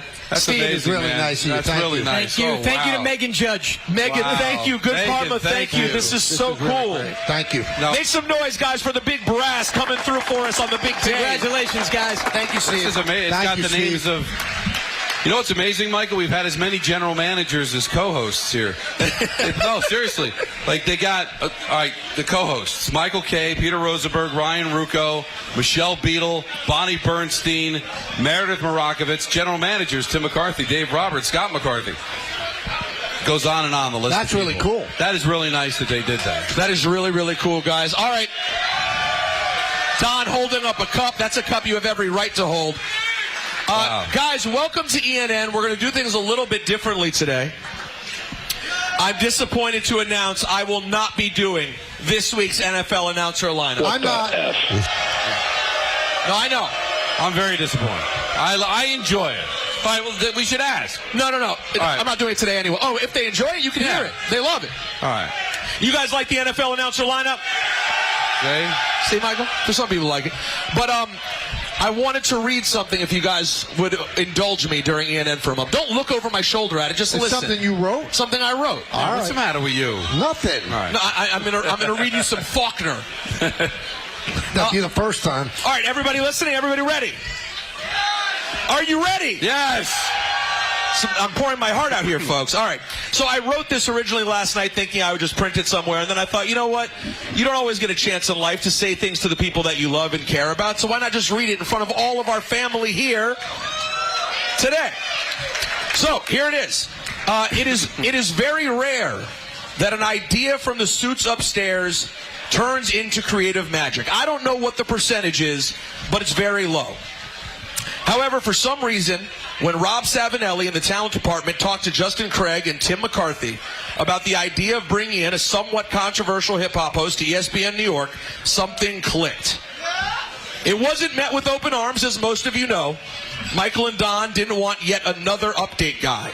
Ryan Rucco, Michelle Beadle, and many others had roles on the show in past years. Who the hell was Peter Rosenberg, and why him? Well, thank you. At first, things were a bit uncomfortable. In retrospect, I almost feel bad for a 36-year-old me, knowing what I know now, who had no idea what I was walking into. I'd enjoyed Michael and Don on the radio from time to time on 1050 AM and then 98.7, but never for a second did I think I would be on their show. Surprisingly, I think I won Michael over first. In relatively short order, he noticed that a new dynamic was being created. Not because I'm so great, but because sometimes 1 + 1 = 3. Sometimes the sum is greater than the parts. Don took longer to warm up to me. And now, knowing the whole situation, it makes perfect sense. If you had always been the unheralded, underrated sidekick, the appearance of someone new would naturally feel like a bit of a threat. But something amazing happened. For some reason, and I don't know why, the chemistry of the show shifted. And Don began to shine even more than before. I think Don did?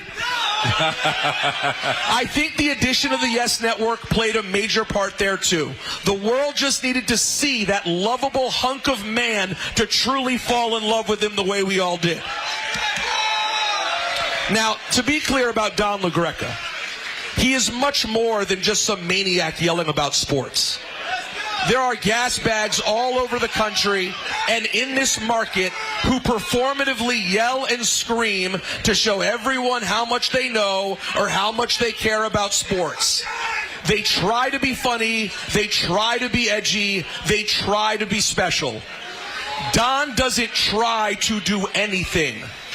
Don is the rare 100% genuine article. He's not some obsessive fan lunatic who wears face paint and screams because his team loses. Don is just a passionate, authentic, legitimately hilarious man who simply lets go and lets the emotions take over, and the result is gold. And the best part about Don going off the rails, it's never mean-spirited, with the possible exception of Evan Neal. Cut his fat ass! That was right. Then there's Michael Kay. What do you say about the guy? He's an iconic baseball broadcaster who at this point is part of the fabric of New York. The man has a legitimate catchphrase on T-shirts that is so well known that opposing players fantasize about having one of their home runs punctuated by his signature. See ya! Kay and I can drive each other nuts. We have a healthy or possibly unhealthy mix of mutual admiration and annoyance. I think he can take things too seriously, and sometimes he thinks I don't take things seriously enough. Michael will be the first to tell you that he's not thin-skinned, he's translucent. Here's the genius of Kay. He's no more thin-skinned than any of the other radio icons. Stern, Imus, Francesa, all of them. But Kay is so committed to entertainment that he allowed this new guy from Hot 97 to show up and immediately start challenging him. He 100% understood that letting me tee off on him not only made for a good laugh, but also created an incredible dynamic. Hear me when I say this. There's not another broadcaster of Kay's status in the country who would sign up to be the butt of the joke as often as this man does. And I hate to ruin the fantasy, but it's the last day of the show anyway. All the fights, all the yelling, all the insults, I can count the actual anger between the three of us on one hand. And one of those times was when Don said, I was making an face dead. And we made up literally in 90 seconds. Yeah, Michael is a rare breed. He's a serious broadcaster who's willing to say or do just about anything for the sake of a good show. And another thing that separates him is he can drive the show and still be funny. It's not easy to do that, and he's mastered the skill. Driving the show and being funny. Unless, of course, we're talking baseball. There is nothing funny about baseball. I came into this show as one person, guys, and hopefully I'm leaving as someone totally different. I hope and believe that I'm a better broadcaster, a better co-host, a better husband, a better person, and soon to be an awesome dad.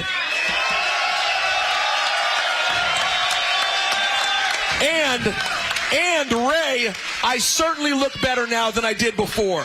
The quicker y'all get rid of that sloppy pig, the better you can do. All of this is thanks to the things I've learned sitting next to these two giants.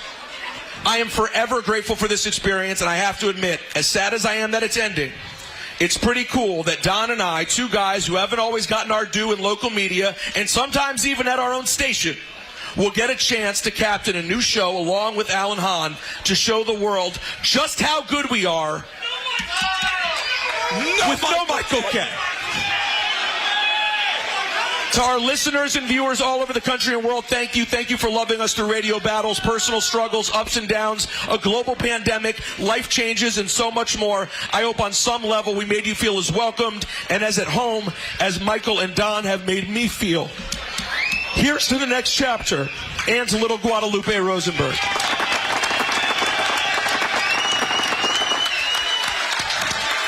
Well done. That's an ENN. Oh, is he there? Oh, I brought a special guest. Who?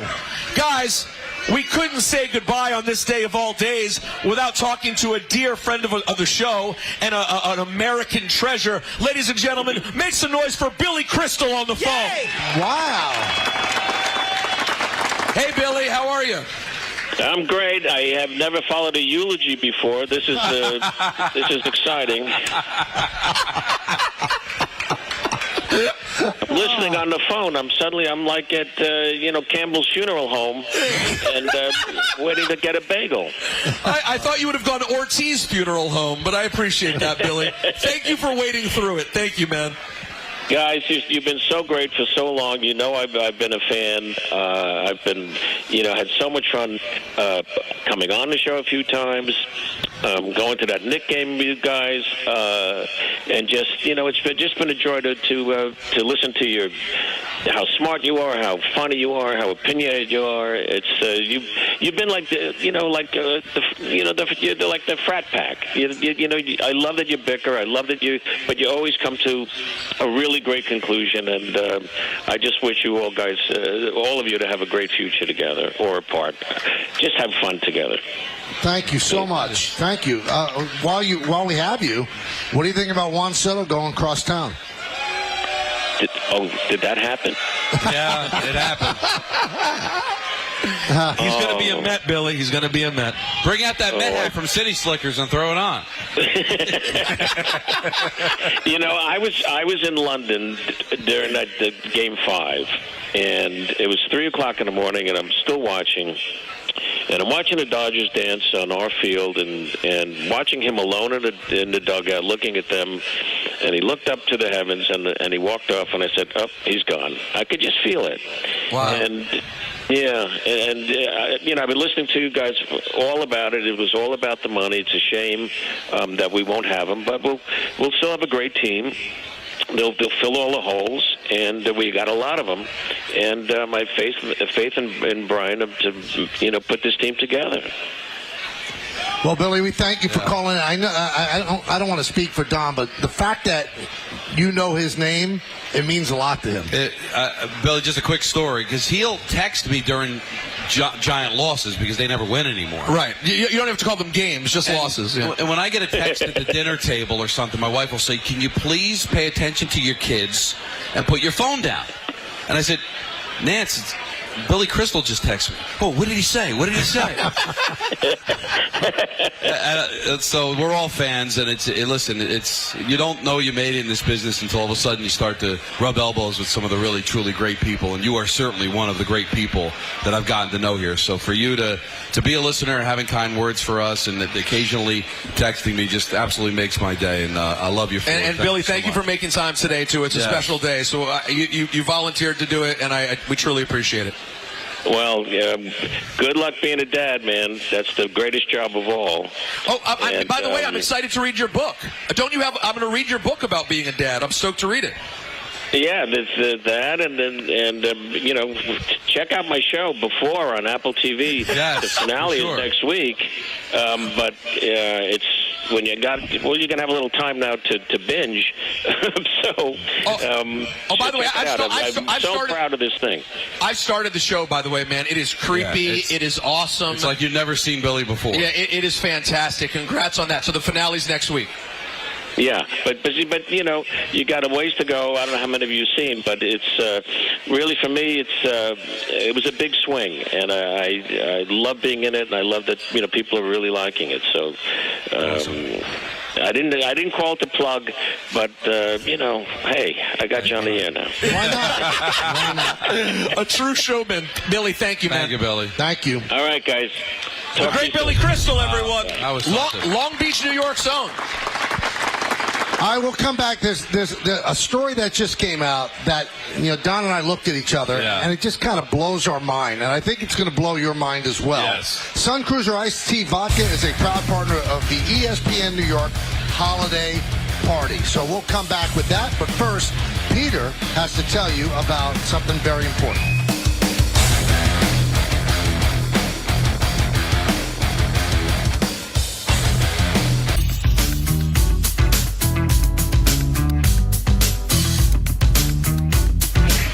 Well, our friends at Yingling have provided a pair of Devils at Flyers tickets for the Yingling Night Out at Wells Fargo Center in Philadelphia. That's on January 27th. Keep it locked into the 5 p.m. hour for your chance to win the tickets. And try Flight by Yingling, the next generation of light beer, coming in at just 2.6 grams of carbs and 95 calories. Raise the bar with Flight by Yingling. So, what's happening here? I don't know. Somebody put those there. Someone sent us in an Uber just like an endless amount of Santa hats. Well, I'll put one on. You want to put one on? You guys want Santa hats? Who wants to feel Santa-ish? I feel like There's literally an obscene amount. Don't get excited. I have plenty. You don't need to fight over them. There's a ton of Santa hats. Does it fit your huge noggin? Barely. It's holding on for dear life. All right, so the big story yesterday during the Juan Soto press conference was that there was not a Yankee that he spoke to. Right. So everybody's going, wow, that's really curious. Why wouldn't they reach out? Well, I mean, I'm sorry, but Juan Soto has to take the hit on this. According to Bob Nightingale of USA Today, he writes, the reason there was no communication between Juan Soto and his former Yankee teammate simply is that Soto changed his cell phone number. Oh, my. Yeah, He was bombarded by outside calls during his free agency, wanted privacy. Soto is now reaching out to former Yankee teammates. Don, why did he say that yesterday? Yeah. Why is he being a jackass? Why? Because we talked about it yesterday. Why would you paint a picture that because the way it sounded like, no, I didn't hear from anybody. So you say, well, nobody's going to hear from me because I changed my number. He could have told that story, then it's a non-story. It's a non-story, so he made them look bad. He wanted to make it out there like nobody reached out to me. This just tells me that he just did not want to talk to anybody. He didn't want any communication at all because it was just a business. I don't think he wanted any kind of personal contact. Right? And if you're going to change your number, we're all going to change our number. Things happen. There was a time Michael accidentally gave his phone number on the air. But when you reach out to the people that you know, like, hey, I changed my number, here it is. Right. You wouldn't think your teammates would be the ones not being able to get through. He's not covering himself in glory. No, I'm sorry. I'm not being that guy. Listen, but when you say I haven't spoken to my teammates, but there's no way for them to speak to you. It's all business with him. It's not personal. It's all business. But that's not business. That's just being mean. You're making them look bad. Well, no, that I agree with. It does give a little bad guy. Yeah, I mean, I have not spoken to anybody. I don't have a phone in my house, but I'm not going to tell you that. I mean, they were able to the Mets were able to get a hold of him. Everyone important was able to talk to him. So you're saying it was strategic to make it seem like they didn't reach out to me. But it ends up getting cleared up the next day anyway, so what's the difference? I don't get. Well, he didn't clear it up. Nightingale cleared it up. Maybe he got a hold of some Yankees, and they said, we tried to call him. The number doesn't exist anymore. That is very odd, man. Very odd and very sketchy, to tell you the truth. No, it doesn't come across as a great team. Not a great look. Or somebody that felt like, listen, I didn't need to talk to these people because they're not going to be my teammates. I don't know. Well, by the way, or it could just mean what we speculated yesterday, which is just they're not that close. So when he got a new number, his first thought wasn't, I better send it to Judgy. We haven't talked all offseason anyway. But that's cool. But why would you bring it up to the media? I haven't spoken to any Yankees. Why don't you say, I changed my number? I don't know. When did he change? How long ago did he change it? Well, he said when free agency kicked in. Yeah, when free agency kicked in, he was getting inundated with calls, so he changed the number. But there was time between the season and free agency. No, he became a free agent the day after the World Series. So he's saying literally the second it started? I guess so. Well, that would be a bad guy. Speaking of teammates, so when I got here today, there was something wrapped in front of me, and it was from Don. He actually put together an album of pictures of us through the years, and it was so generous and so nice. And look at, I don't know if the camera can. Well, you're talking about Repug Don. Look at that. My God. Look how serious we are. I got to be honest. I don't know what are you guys about to kiss? No. Look angry. Look like we're going to kill somebody. No, it looks like we're really upset about something. But I think we could both say we were in our Repug stages. It's not a great stage right there. Through the years. One of the best pictures in this is with a young Patrick Mahomes after his rookie year, in which he hadn't played until week 16. And now he's becoming the most recognizable face in sports. That was pretty cool. Here, that's the picture Don's talking about. There's young Patrick Mahomes. Yeah, what else going on in there? And Peter is shoveling Nestle's Bunch of Crunch into his mouth. Unbelievable. Sloppy pig. Sloppy pig. And Don also put in the picture of when Eli answered the elite question. Yes. Oh, wow. There's a photo of that moment. Yeah, so kind of neat. Thank you, Don. That was my really, pleasure. Really, something really nice. to remember me by. I'll remember you in a lot of ways. System of a Down and Korn are coming to MetLife Stadium next summer on August 28th. Head to the contest tile on the ESPN New York app for your chance to win tickets. It's brought to you by Live Nation. Tickets are on sale now at Ticketmaster.com. We'll come back with the 5 o'clock hour. We'll have our picks a little bit later on as well. Hey, it may be the off season, but every season is Bigelow T season.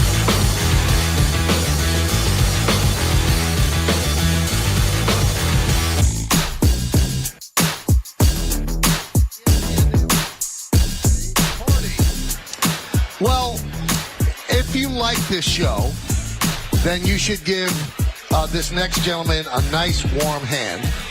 And if you don't, then throw things at him. This is Tim McCarthy.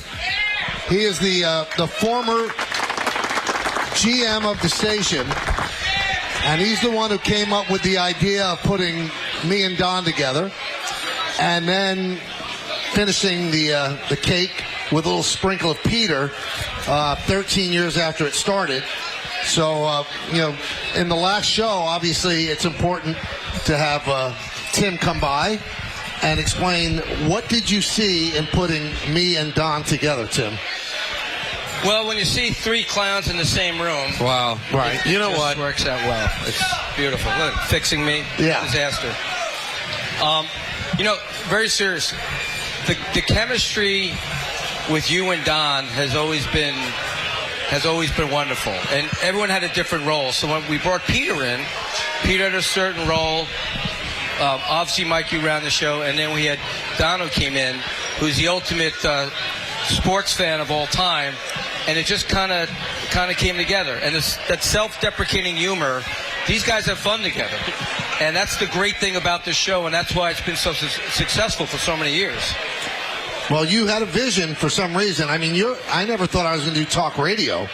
And then when ESPN Radio started, I mean, you had sprinkled me in at WABC to do some nighttime shows during the offseason of the Yankees.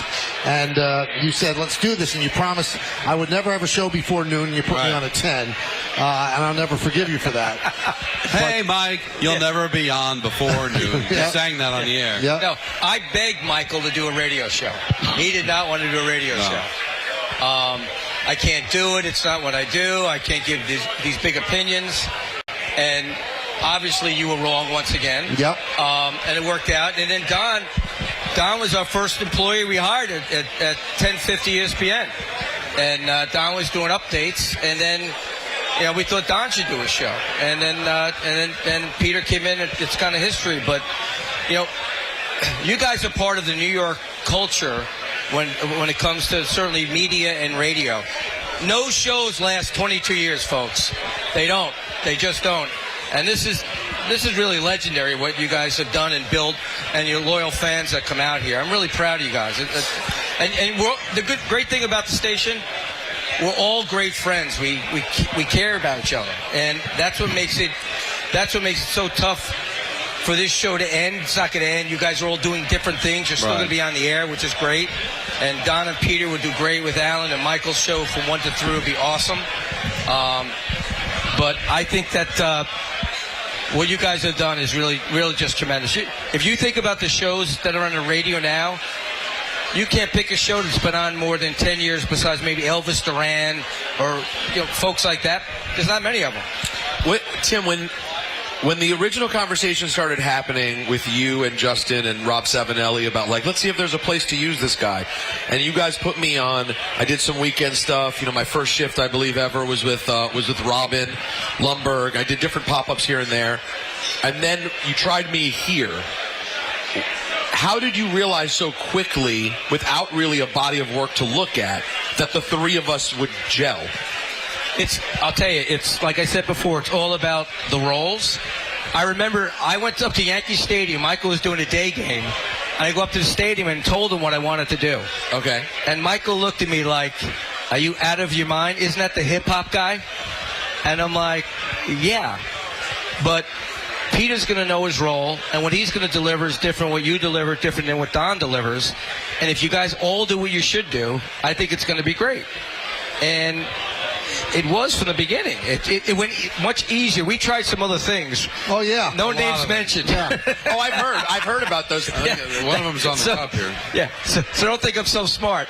That did not work, but this worked, and it's been wonderful. Well, that was your vision from the beginning of a three-man show. And then when you basically threatened us to take Peter, which you did, we were able to make it work. But I did threaten. But yes. I want to go back to something that never gets discussed.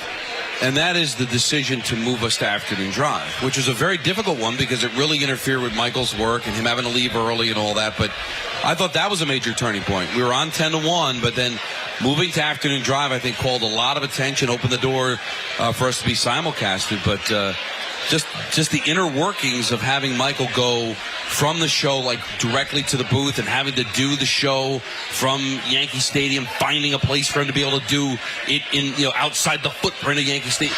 It really was a very, very difficult move, but probably the most important move in the history of the show. Well, it was really tough because you got Mike and the Mad Dog who are killing it right on our competition at Fan. But at the end of the day, Don, it's really simple. We needed our best people in the best spot.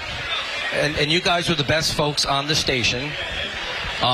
We had to move you there, and it just made sense. So Michael K's show as a segue into Yankee games is huge. Right. Your sports knowledge is tremendous, and then adding Peter. Listen, we couldn't at the time compete. We had to do something different than competing against Mike and the Mad Dog, which was a tremendous show, a legendary show. So the chemistry that you guys had, bringing someone like Peter in, mixing up self-deprecating humor, some of the things you created, some of the benchmarks in the show, made a huge difference. I'll tell you one thing that I always remember about this run. For a long time, we didn't really do that well. We didn't have great ratings. We were up against a lot of things, and Mike and Chris were a powerhouse.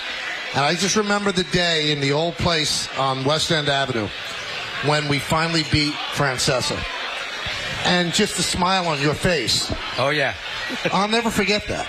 Oh, yeah. It was... because that meant the world, because there was a lot of competition between us and Mike. But Mike's an iconic broadcaster, and he's a legend in this business.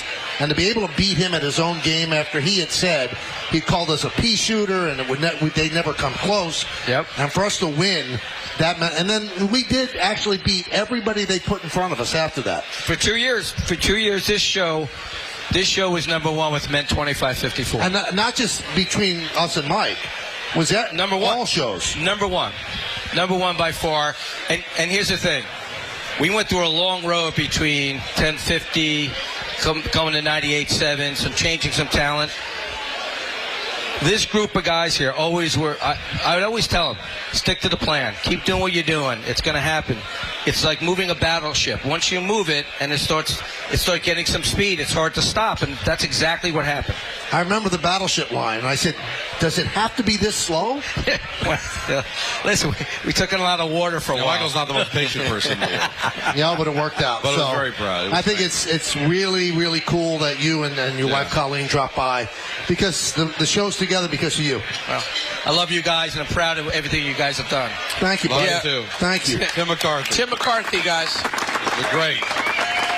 Tim, I've told you this many times. You changed my life, man. Really appreciate you. You really did.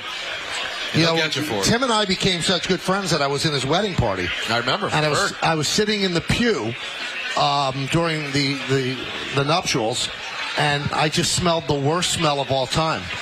And then I had found out that one of the other ushers had vomited into his cuffs on his tuxedo. I have to say, that sounds like Tim McCarthy's wedding. But it wasn't Tim.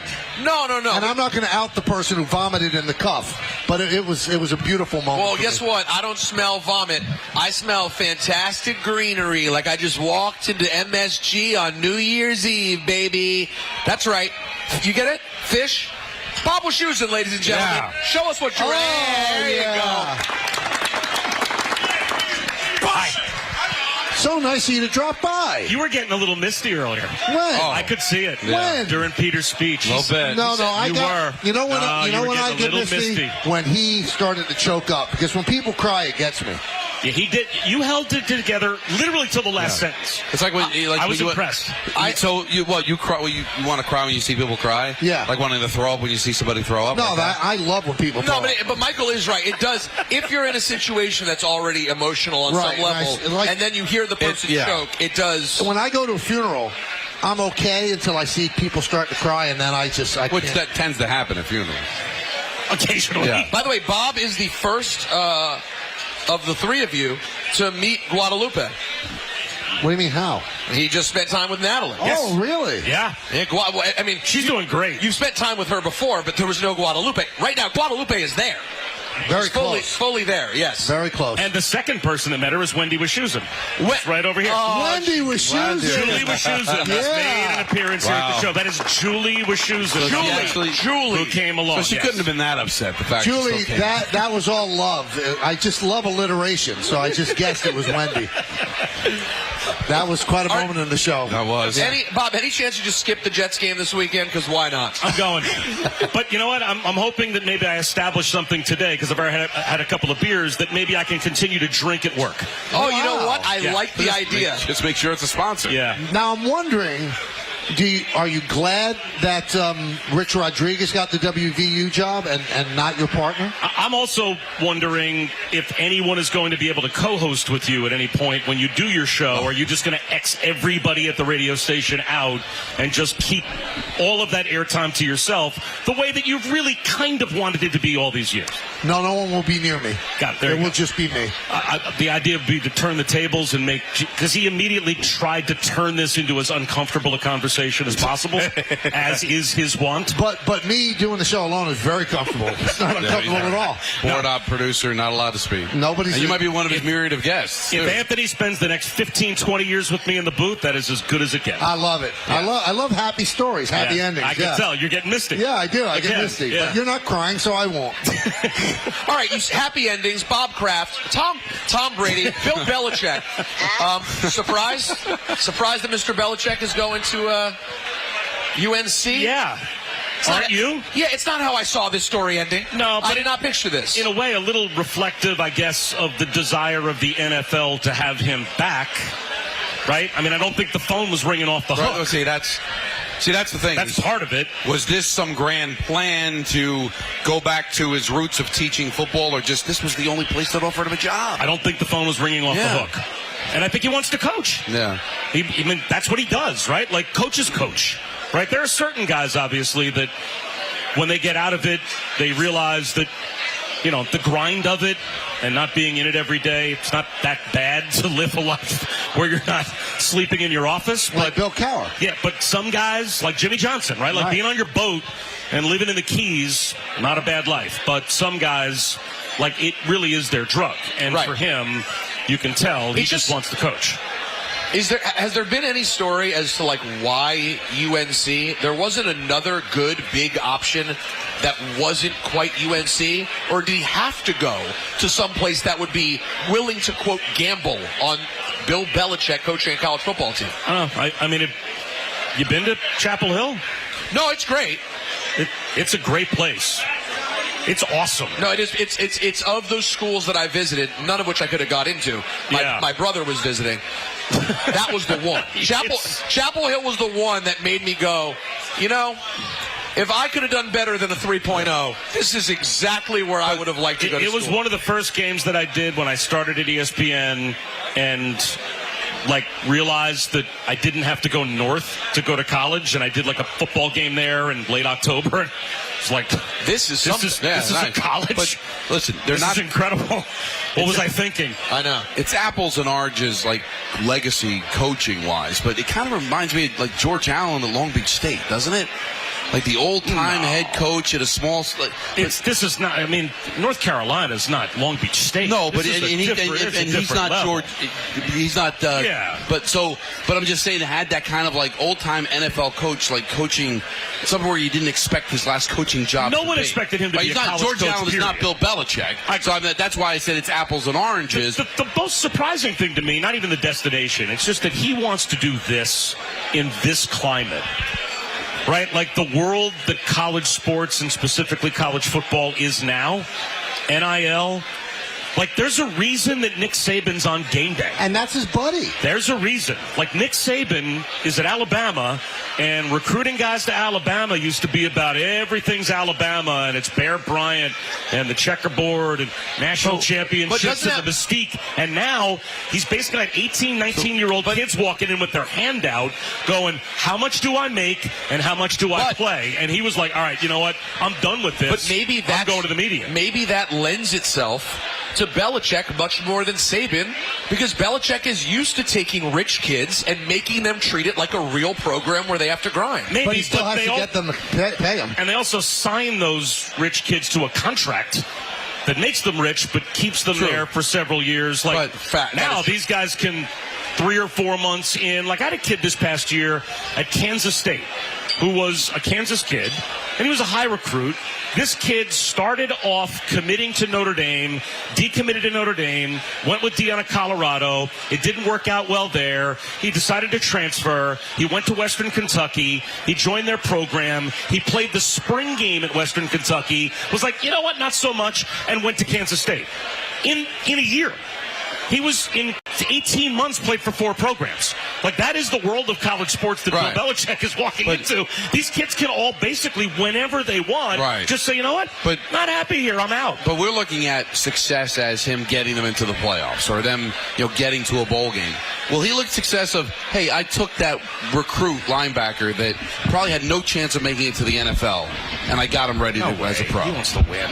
Really? You think you think if he goes 6-7? Well, I don't think he wants to go 6-6. No, but like a bunch of his kids make NFL camps, he's going to be happy. No, he wants to finish above 5. He wants to be competitive. He wants to win. Yeah. But getting kids ready to become pros could be something he might want to do as well. I mean, you're not winning a national championship in North Carolina, are you?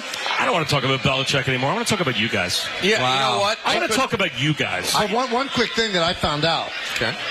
The reason he actually went to North Carolina, his girlfriend, who's very young, took him to a Chapel Roan concert. Is that true? I know you started to think Chapel Roan, Chapel Hill. Please talk Sabrina about Carpenter. This is an amazing accomplishment. The fact that you guys, and really calling your shot, right? To do this for 22 years, and you could have done this for as long as you guys wanted to do this. And in New York media, to be able to do this for as long as you guys wanted to do this and walk away from this on your terms, that is a very rare accomplishment and achievement, and I applaud you guys. It's, standing up. We are very lucky. Part of it's luck, but part of it's made. I mean, you guys made your luck, and I've been a big fan for a long time. And I of you, and we all love your work. But I remember when we started working at the Fan, I was doing updates, and you occasionally host, and I was always in awe of just how easy hosting was for you. And then you were doing Rangers, and then when you couldn't do Rangers anymore, I got the opportunity to do Rangers, and I just felt like it was so cool to be able to do the things that you made look so easy. So I always looked at, even though I'm older than you, I always kind of looked up to where you were in your career and always tried to aim as high as you were able to get, and it's pretty cool that I'm getting a little closer every year. It feels now I'm getting misty. Oh, don't get misty. You're making. Am I on the Cup? Yeah, no. You never worked on the K Show. I didn't get on the Cup. I did work on the K Show. I worked with you guys. I was a co-host. I thought I might have made the Cup. He popped in regularly. I'm going to take another look. Yeah. By the way, I don't know if you know this, and this might ruin. There's a lot of names on the Cup for me to not make it. this might ruin the kumbaya aspect. Yeah. Whenever you would do on-field stuff for the Jets, and Dom would do the first minute of the third quarter play-by-play, he was hoping you didn't make it up. I know. Yeah. You know that, right? That's fine. Let's be honest. Was I disappointed when the door swung open? Yeah, maybe the elevator gets stuck. He paid the guy. No, because the plan would always be he'd leave at the 2-minute warning of the second quarter. Right. So I knew I had those 2 minutes. And for whatever reason, there's always something going on in the last 2 minutes of a half. No matter what the score is, no matter what. So I got that. And they'll always say, and there's a pretty good chance you'll get the first series of the third quarter. I never got the first series of the third quarter. Bob wants to. But there was always the carrot, like, be ready. Greg didn't care. You just wandered him into whatever area of the booth he needed to be in. So, yeah, the only time I'd be disappointed to see Bob would be to start that third quarter. if I would have known that you wanted the third series or the first series of the third quarter that badly, the media buffet was right there. I was going to say, stop, go to the bathroom, give yourself a minute. Get a nice coffee. I had no idea I could have swung by and fattened up. But I was wondering if you felt the vibe, because the vibe was one of hate. No, I see that you always go someplace dark. Yeah. No, he was never that's hate. the He word. left me his board. Like he could not be nicer. There's no hate. That's the way you think. Yeah. You have hate in your heart.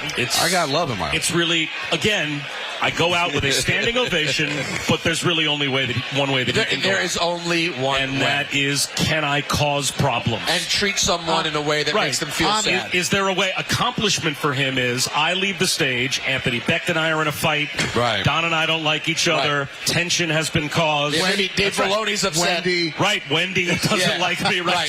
She's angry. I have to call the show back and correct things. It's always you are a wrecking ball. I'm an irritant. You really are. Yeah, that's true. Thank you for coming by. And we appreciate you always being on the show. Oh, you guys are the best. Thank you so much. You'll be the reason I'm listening. Thanks. Have a happy holiday, buddy. Oh, you guys are awesome. Bob Wischusen, ladies and gentlemen. Yeah.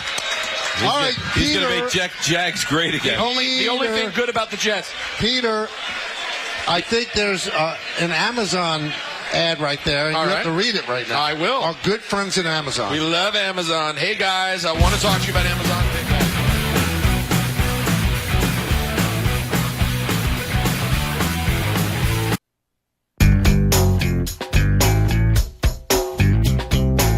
Mike Yingling is a proud partner of the ESPN New York Holiday Party.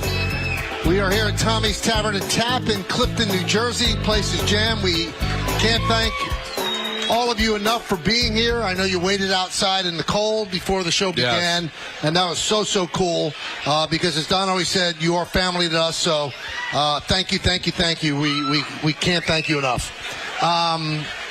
Funny thing just happened. What's that? So I had to go to the bathroom. Yes. Now, because there's such a big crowd, there's a huge line.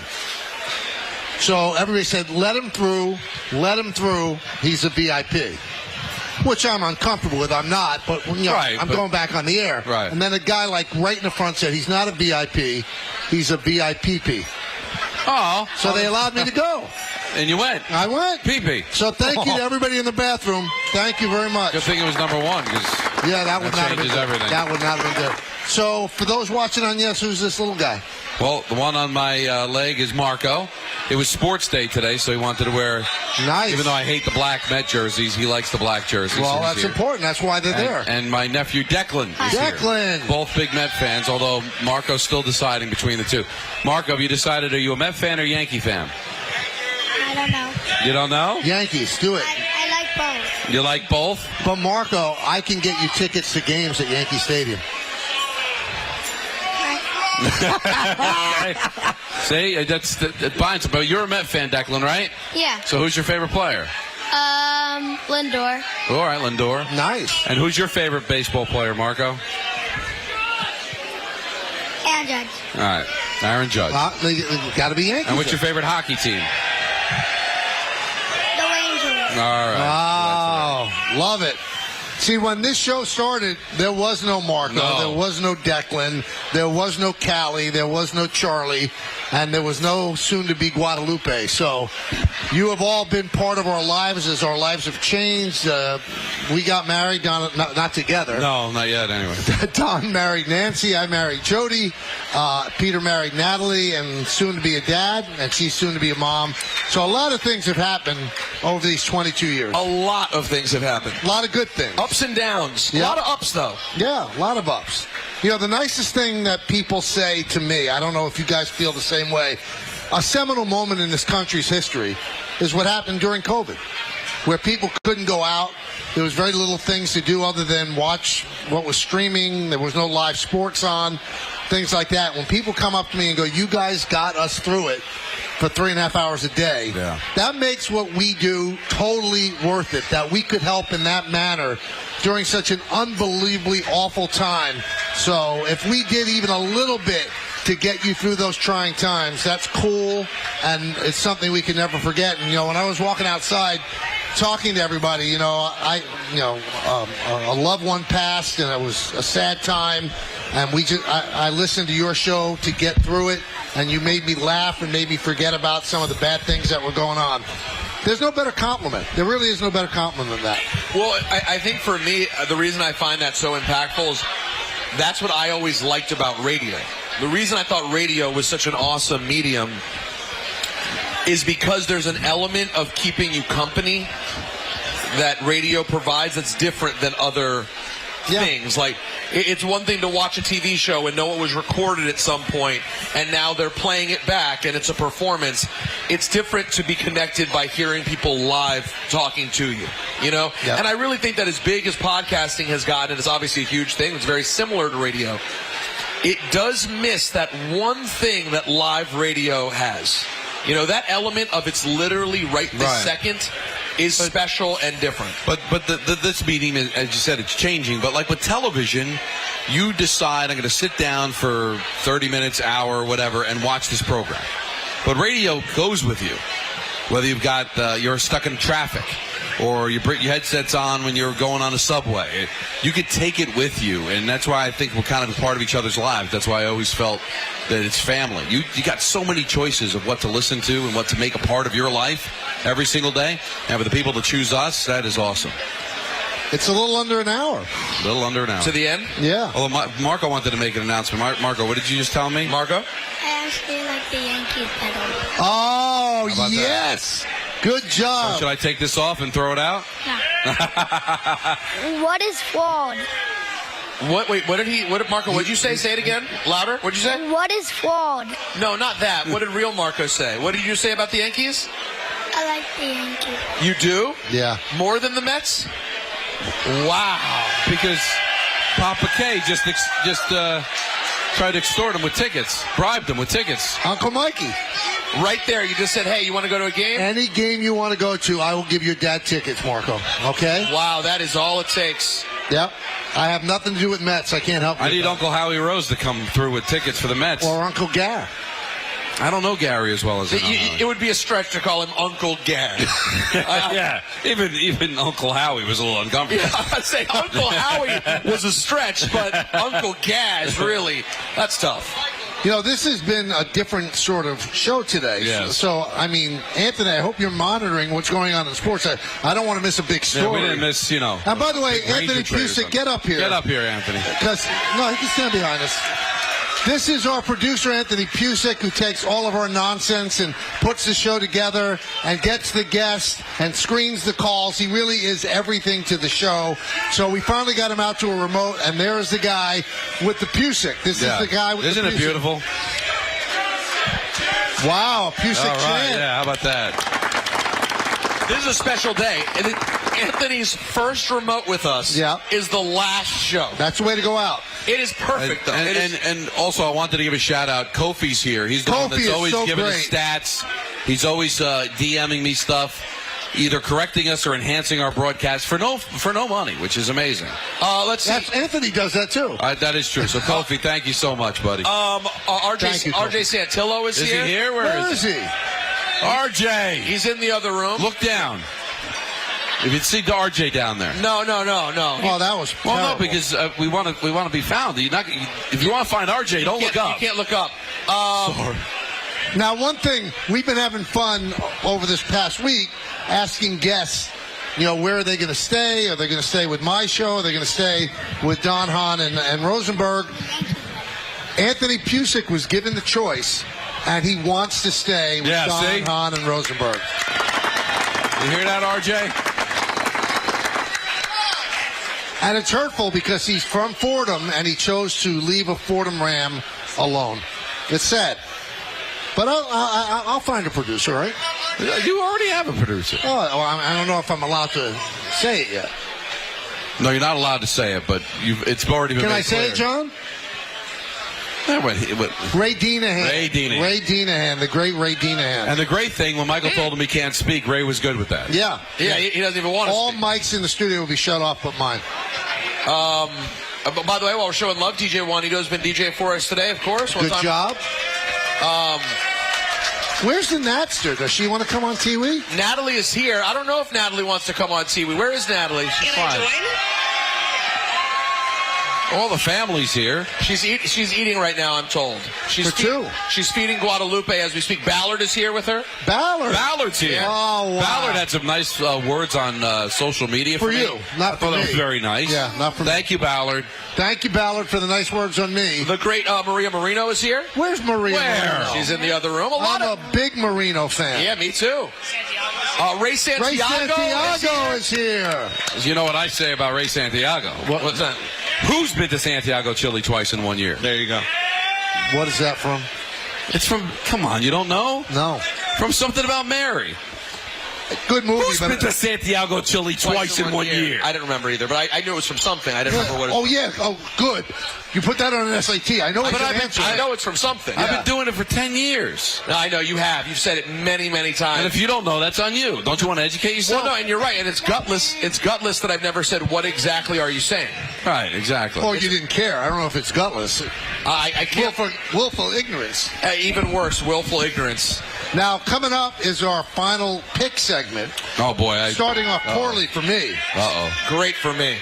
Brock Purdy, I wanted to kick him in the teeth. That pick must have broken you, didn't it? Oh, my, I'm in the car. That pick was awful. And I'm going, now they're going to score a touchdown, and I'm going to lead. I'm going to be in the lead. Yeah. But then I kept envisioning they're going to miss the extra point. Right. But that would give me a push. That'd be okay. Hey, but guess what? That didn't happen. No, it didn't happen. He threw it directly to the Rams. Rams. The guy that everybody said was going to be the best quarterback, he's not even going to get a contract from the 49ers. If he had taken them in the playoffs this year like he did last year, he's going to get $50 million a year. That's why this is probably a good thing for them. Because if they had gone to the playoffs, maybe won a game, he played okay, not great, you'd be obligated to give him $40, $50 million a year. He took you to a Super Bowl, but now falling on his face, maybe it's better. Would they actually think about having Aaron Rodgers live out his dream? I think maybe. Honestly, wouldn't you give it a try? Yeah. You've got the With talent, Shanahan? you got the line, you got Shanahan. Yep. I know you've been down on Rodgers and how he's played. Would it be so Jets? Anyone who has eyes is down on Rodgers. But wouldn't it be so Jets for him to go someplace else and find it again? For like 1 year? It feels impossible, but it would be so Like, Jets. could you see him going to San Francisco and they go on a run? No, I can definitely see it. Well, Kyle Shanahan, if Marco could go out there right now, I think they'd go on a run next year. I really believe that. If you said this earlier, I mean, the fact they may be lucky that they had this year where Purdy was bad and showed them what he was, but if you really think about it, it's not fair. When they throw up the losses to that team this year injury-wise, it's insane.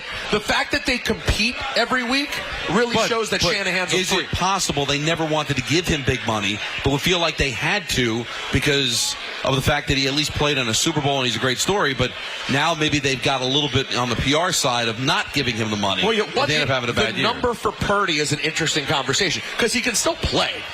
You think he's just terrible? No, he's not terrible. I think he's an average quarterback, maybe average. It's interesting to see what he'll get. Is he as good as Sam Darnold? No, I don't think so. I don't think so. Not this year. He has about as much good tape as Sam does, right? He's got one full great season. Yeah, but the most recent tape is in favor of It's not Sam. what you want, is what you're saying. I got to ask you a question. Yes, Don. please. How are you not making money off this kid modeling? I don't get it. Yeah, he's good looking. He's Marco, you're a good looking little kid. boy, right? What do you think? What do you say? He says, I don't care. I don't understand. No, Michael's saying you're a good looking boy. What do you say? Thank you. All right. You're welcome. But you know what, Don? Why are you so shy? I'm not. By the way, first of all, you realize that Marco he doesn't care about looks. So you thought he was being a bad guy by not saying thank you. It's deeper than that. Yeah. He's on a different plane. You're complimenting his physical appearance. He's like, what are looks, bro? He doesn't understand that. And Declan's a good looking kid, too. Declan's very handsome, yes. Both of them should be in modeling.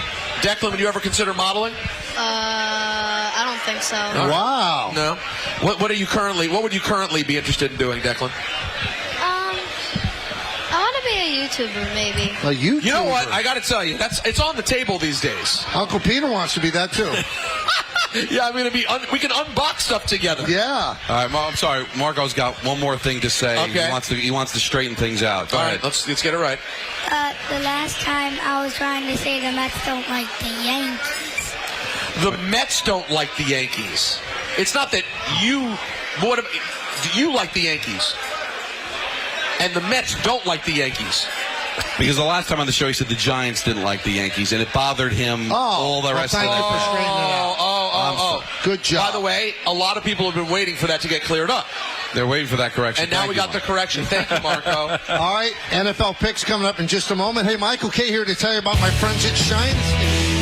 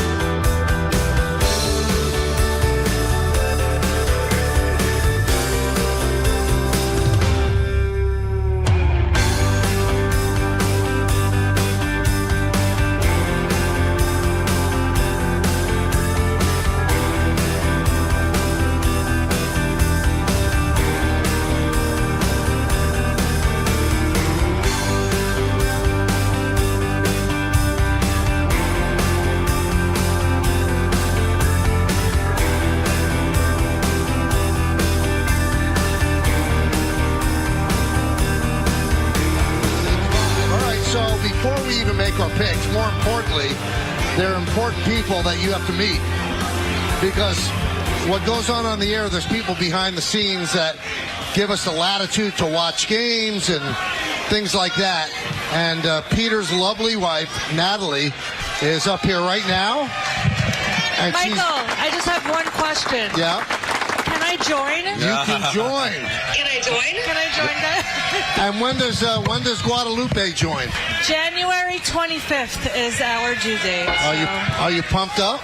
Pumped up. Oh, she's pumped up. I don't know what I am. I'm nervous. I'm excited. It's scary, you know. Do you like the name that I've given the child? Guadalupe? I love the name. Yeah. I love Lil Lupe. Gigi. Yeah, Lil Gigi. Or just for short, Guada, I think is really Not nice. Lupe? You don't want to? No, Lupe's too obvious. Not enough Guadas out here. And this is Rocky, by the way, Peter's support dog. Yeah, Rocky is here. Not by choice. Even though we love him to be here, he just will have a heart attack if we he's left don't alone. bring him. We do not want him to have a heart attack. No. Now, we also want to bring up a couple people. The guy who was the producer of the show when we went to number one, Andrew Gunling. Yes. Wait, is Andrew he here? Gunling has made his way here. Wow. Okay, I have to give him my headset. He's Natalie, watch your step. That's Andrew. Andrew Gunling.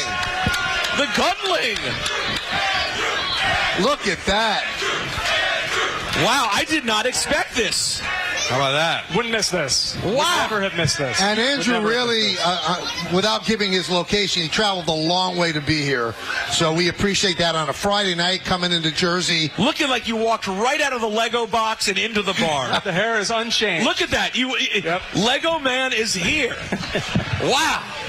And there's a lot of people here. There's one more we have to bring up. Yeah, this is a big one. This guy started us really on the road to where we ended up becoming a successful show. And then because of that, he ended up becoming the program director of the station. And the station then very unwisely, in budget cuts, let him go. But when somebody's this talented, they get another job. And this is Ryan T. Hurley. What's up, boys? And talk about kumbaya. Ryan is now the program director at The Fan. Oh, yeah. Yeah. Look at that. Good job. You got to rep the brand. Got to rep the brand, baby. Right here, baby. Oh, this is so cool, man. Ryan's awesome, and also the guy he works with at FAN, Chris Oliveira. Incredible. Hit us with a couple of texts today. He's a sweet guy as well. So, you know we love you, buddy, and thank you for coming on here. This is a longer ride from you, too. Yeah, this You're is in Long insane. Island. I got off the train at Secaucus. I didn't think it would be a 40-minute Uber, but God bless. I didn't God bless. This is amazing. All the people out here, incredible. Put in crowd, for it. incredible turnout. Put in for it. Wait, hold on. And by the way, someone looked down, and if you look down, you know what you'll found. R.J. Santillo. Get R.J. up here. Come on up, R.J. Santillo. Yeah, down at the Kids Make Sense. Couldn't lay off. Now, I love R.J. Santillo. Love him. And R.J.'s the producer of DiPietro and Rothenberg. Yeah. I think those people are aware. Wow, it's a nice reunion. And R.J. used to work with Andrew, and then he decided to just unceremoniously leave us. Well, that's aged. That's aged pretty well. And yeah, Ryan could tell. When Ryan called me up and told me, I said, "Are you out of your mind? How could we let him go?" And Ryan said, "Just shut up and let it happen." And you've turned that show into a successful show. Yes. Well, you didn't ask, but can I say something really serious real quick? Because I only get a second. Oh, here we go. I remember looking at you guys at one point and said, take a look around because I think this is the most talented room any of us will ever work in. And I remember that moment. I loved working with you guys, and you made it special. Thank you very much. Thank you. Very. So we get kind of the glory. We're on the microphone. We're on the TV. But there's so many people behind the scenes that make it work. Ryan, Andrew, RJ. You've met a lot of them tonight. So Joey Salvia, Gigi. I mean, the list goes on and on. Ryan Rucco texted me today, and he kind of started with us as well. And now he's Beetle texted me today. Yeah, Beetle didn't text me. So no. Her text was angry. It wasn't positive. Really? How did I not know today was the last day? Oh, well. No, I guess she lives in a cave. I mean, or it's possible she's not, reading Andrew Marchand every 15 minutes. One or the other. But, yeah, she didn't know. Anyway, I would love all of you people that are family to give these people a really nice hand because they are why we were successful. So from all of that now, we have to go to the incredibly mundane picks. Yeah. Not good. Not good. Well, we don't have to get into great detail. Just you know what? I'll just give my two while these guys are still here. I'm going to go crazy. My 1-point play, I'm going to take the Broncos giving 4 over the Colts. And my 3-point play, this is going to shock you, Don. Let's see. It's going to shock you. It's going to shock all of you. Let's see. Shock the world. My 3-point play, the New York Jets. 3.5-point favorites over the Jaguars. If they can't beat the Jaguars, they stink. Well, they kind of do, man. No, we'll see if they really stink. I think the jury's in. Yeah. You want to go next, Don? All right. My 1-point play, I'm going to go to Monday night. All right. Falcons in Vegas against the Raiders. Raiders are getting 4. I like the Falcons to cover that number as my 1-point play. Raiders are beat up. Falcons certainly need the game. I'm going to go with the Falcons there. My 2-point play, it's a big one, guys. Josh Allen getting 2.5. I don't care. It's in Detroit. Bills are going to bounce back after losing that wild game against the Rams. They're not going to lose 2 in a row. They're going to beat the Lions. I think they're going to beat them outright. I'll take the 2.5. The Bills are getting as my 2-point play. You're going against your Lions. That's all right. I think the Titans are not that great, even though they're home. Bengals need the game. Maybe they're going to get things going here. My 3-point play, I've got Cincinnati. Given 5.5, I got Cincinnati covering the 5.5 in Tennessee against the Titans. It's my 3-3-3-point play. Peter, think you you could actually end the run of the show ahead of me. I know. A lot of pressure. I got a big win last night with my 3-point play in the Rams. I'm going to go right up against Don head-to-head on my 2-point play. Give me Detroit at home, giving the points. A little 2-game slide for the Bills as we head down the stretch here. Get everyone a little bit nervous. And my 1-point play, I like the Packers in a bounce-back spot. Ballard came out. Why not? Giving 2.5 at Seattle. Seattle's a pretty good football team. I like the Pack to get the win on the road. All right, now what's Bears pick? Bear, you know what? I got to check. Bear likes the Bears this week. Loves the Bears. He loves the Bears. They're playing at the Vikings, getting 7. He thinks the number is big, and his quote was, Caleb Williams will not go silently into that good night. That was Bears. That was Bears' quote. All right, and how about 45-47? I gotta think.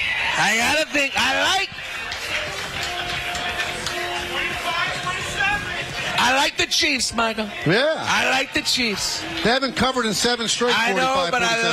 I like Brittany Mahomes. It's fake. I like the cut of her jib. And I don't like Travis Kelce. No. His girlfriend's a wise ass. By the way, it's her birthday today. She's 35. Who's that? His girlfriend. I hate her guts. But I love the Chiefs. Give me the Chiefs. Wow. There you have it. Anybody else we miss? Yeah, I haven't heard back from Boone. Boone's he shot you down. Last week, shoot me down, and maybe I just remembered to text him now, so we might have to wait a little while for that one. I don't know what going on. Ballard, yell out your picks. I don't know what Ballard's picks are. Did we get them? Anthony, we know Ballard's picks? Sure. Oh, they're on Twitter. They're on Twitter. You'll Can't find get them. All right, it's game time brought to you by Tullamore Dew Irish Whiskey. Just one local in action tonight. The Nets visit the Grizzlies at 8. You can see that on Yes. That's game time brought to you by Tullamore Dew Irish Whiskey, because when it's game time, it's Tully time. Tullamore Dew, the original triple distilled, triple blended, and triple cask matured Irish whiskey. Be sure to grab a Tullamore Dew. Try the brand new Tullamore Dew Honey during tonight's action. Glasses up to enjoying Tullamore Dew responsibly. When we come back, the final half hour. You guys ready? You ready? All right, so that'll happen in just a moment. Peter, get back up here. You have a read to do. Stop hugging people. Peter, read, FanDuel. He's done. You can't wait for Monday. That's not true. Well, let me talk to you about FanDuel Sportsbook for a second, guys.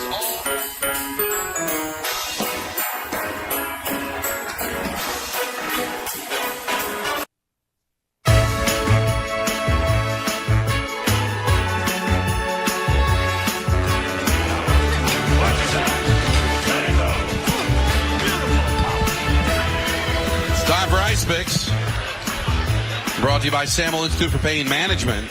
Only one game tonight. Carolina playing host to Ottawa, so I'm going to go Sebastian Aho, anytime goal scorer for the Carolina Hurricanes. That's Ice Picks brought to you by Samuel Institute for Pain Management. For a pain-free life, visit samuelbain.com today.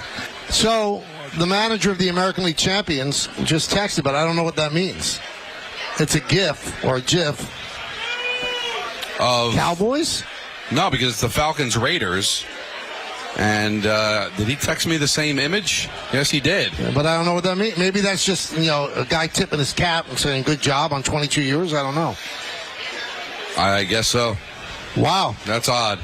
Well, Flight by Yingling. He's going with Raiders, guys. He sent me another emoji. Look at that with the flying Raider flag. So he's going against me on Monday night. Raiders for Boone.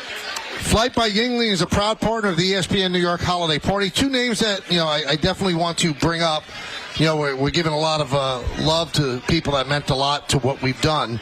And we should mention Rob Astorino and Aaron Spielberg. They were both involved with the show heavily, no longer with the station, but still friends for sure. So we thank them for everything that they did. And guys that have been with us for the longest time. And Vinny DeMarco and Pete Doherty and the sales staff, which has been rock solid with us for 22 years. So, that's it, Don. This is a home stretch right now.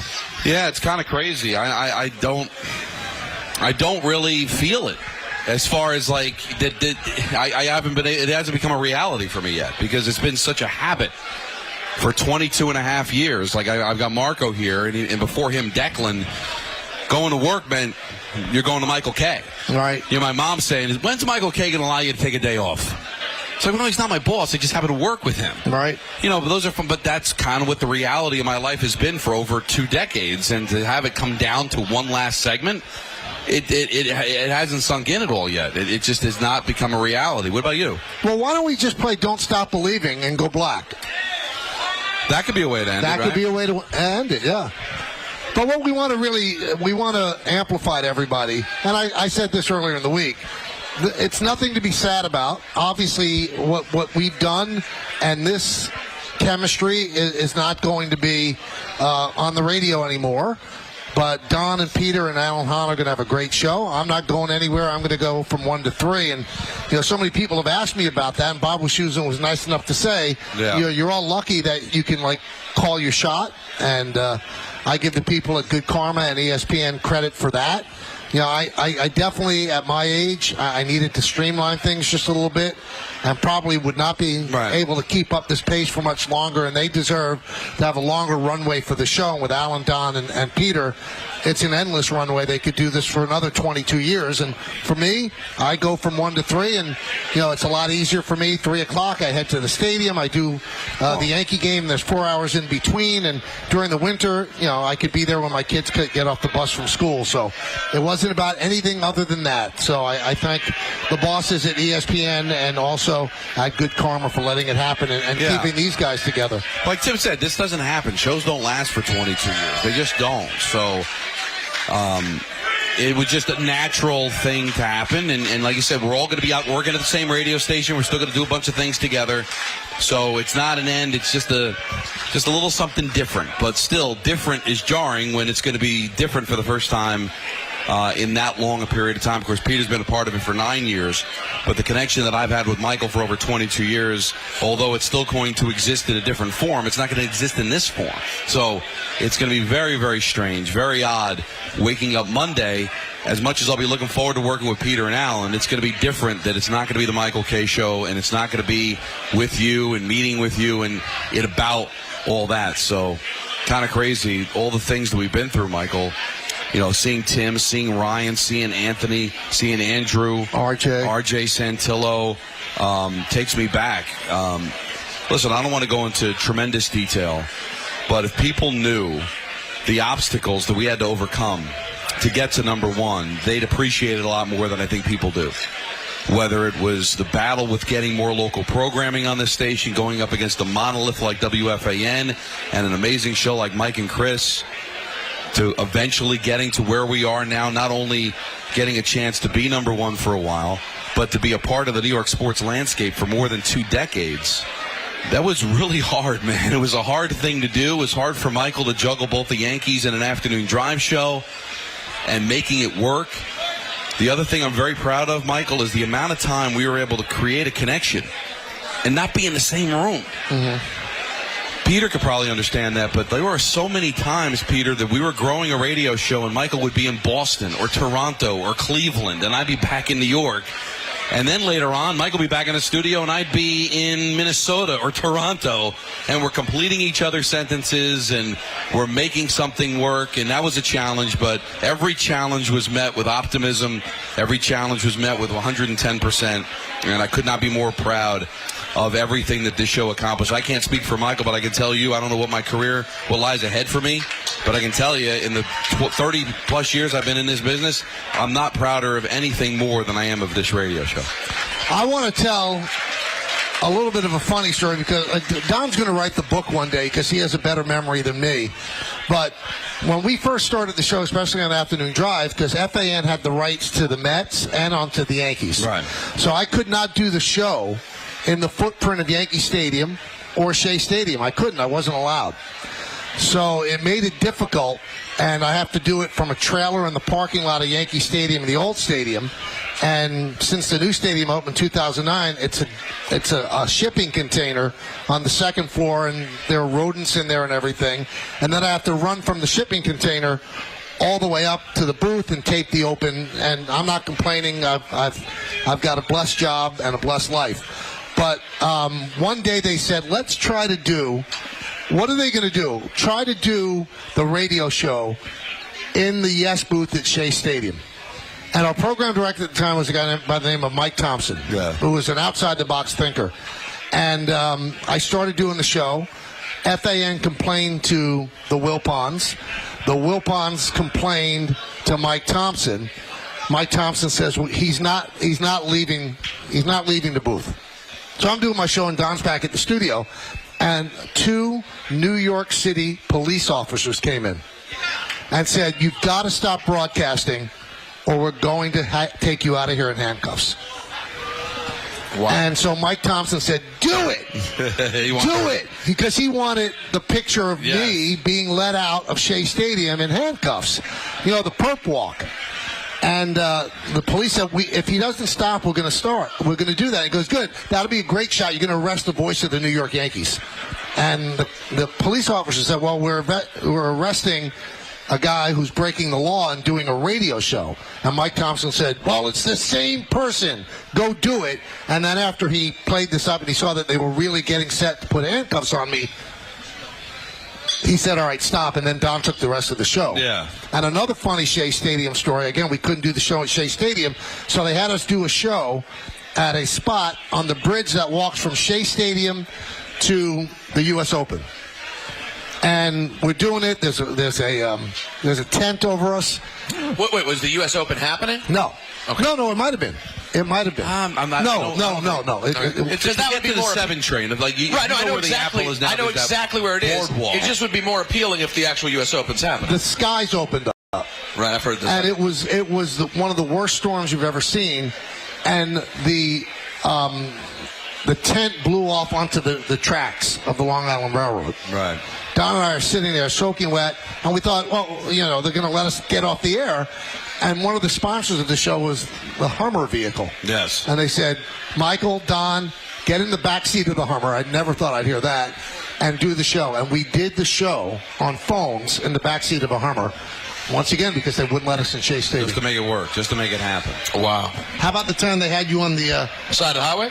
Side of the highway, New Jersey Turnpike. Oh yeah, doing a before Giants playoff game. I was on the shoulder of Route 3, not too far from here, because we couldn't go and do it from Giant Stadium, but we were able to do it from our transmitter, which was located right there in Secaucus. What's the upside of doing that? Well, the upside was, hey, well, all these people are going to be stuck in traffic, and they'll see you on the shoulder doing the show. That looks good. With Paul Dottino. No, it didn't look good. It was embarrassing, but we did it, and we made it work. Listen, we had to think outside the box, because remember, when we first started, Peter, we were a pea shooter. Oh, I know. We didn't exist. We were a fly on the ass of WFAN. And eventually we crawled right up there and lived there for a good few years. That is an interesting way to put this. To the point now where they're taking our town. So a lot was accomplished in the last 20-plus years that many people didn't think would ever happen. And then when you see a crowd like this, it's enlightening. Because sometimes when you're talking into a microphone in a studio, you don't know who's on the other side. And the rating system in radio is so ridiculous. It's ridiculous when we won, and it's ridiculous when we lost. But you don't really get a grasp of who's consuming you. Are you talking into air? Are you talking into a vacuum? Because that's what keeps me from getting nervous when I'm on the air, because I just don't picture that. I just think I'm, talking to myself. Agreed. But when you walk around this place today, and then you see people jam-packed and standing here for 3.5, 4 hours. And giving us stuff. What's that shirt? Let me see the shirt that was gifted to us over there. And then somebody, what's your name? Devin just gave me a blanket, a beautiful Giants blanket. He's gonna go and buy another one. Make some noise for Devin, everyone. Thank you, Devin. Thank you, Devin. All right. Thank you, Devin. Thank you, sir. Thank you, man. Very cool of you. Appreciate you, buddy. Yeah. Even though yes doesn't. What is that? What is that shirt? Can someone look? I can't see the shirt. Can you see it? Let me put my glasses on. That's where I'm at now. I think it's time for me to go. It's time for me to go. Oh, you can pass it up here. Pass it up here. Yeah, there you go. And boy, that's literal today. Oh, wow. Yeah, it's... How am I a Yankees boy? How am I a Yankees boy, sad-faced on the front. Right. And then on the back, I think it's time for me to go with a picture of all of us. He gone. And you signed it, Michael. That's nice. Uh-oh, we have something else coming up here. What do we have? Oh, no, more? Cake. Oh, more cake. Cake. Oh, is this Calandras? Oh, Calandras. We love Calandras. Very cool. While they're bringing up the cake, too, we've brought up all of our former producers and program directors and general managers. Should give John Winthrop some love. He is our current PD. Oh, yes, that'll be nice. Oh, this is great. He is doing a great job with everything going on here with the lineup changes and all that. So good job, Peter, John. can you take the end so we can show it to the camera? Oh, is this just a beautiful standard heavy sheet cake from Calandras? This is a beautiful. I love a good sheet cake. No sheet. No, seriously. No, swear. Wow. Thank you we so can go much. viral dumping it on Michael's head. Oh, that would be something. I actually thought about that, but I have a long drive home. And no, it's expensive cake. Yes, that's a really nice cake. I want some of that cake. You don't use Calandra's products as a prop. No, this isn't your everyday sheet I don't know how we're bringing. By the way, everybody, I don't want to tell secrets out of school, but I smell bourbons right now. Wait a second. Yeah, I was gonna say. You know what? I do. A little of the good, as they say in the business. I'm wondering, is it on the blanket? It was. I don't know. But is this a giant blanket? There's pot here. Oh, did someone take a toke of the old Bourbon? Well, listen, they might have. I love the pot smokers, but the one little flaw you have is that you don't think you stink them. You rub some leaves on your fingers, you put it in a certs, and you think, I'm good. No. You're not. You're not good. Not that. I think this may be getting smoked as we speak. Or do you think it was Winthrop? Could have been Ventura. You know what? It's possible. No. I just by the way, now. He was here an hour ago. By the way, you guys want some funny behind the scenes? When I went up to Jesse when he first got here, I don't know Jesse Ventura. I idolized the man as a wrestling broadcaster, but I don't know him. I went up to him, and when I went to greet him, I was like, thank you for coming, Governor. And he goes, they almost didn't let me in here. I almost walked out. And there were F-bombs. There were F-bombs being thrown. Really? Oh, he was not happy. Whoever the security guard was who stopped him at the door was unaware that he was the former governor. But I will tell you this. That same security guard who's doing a great job wouldn't let me in.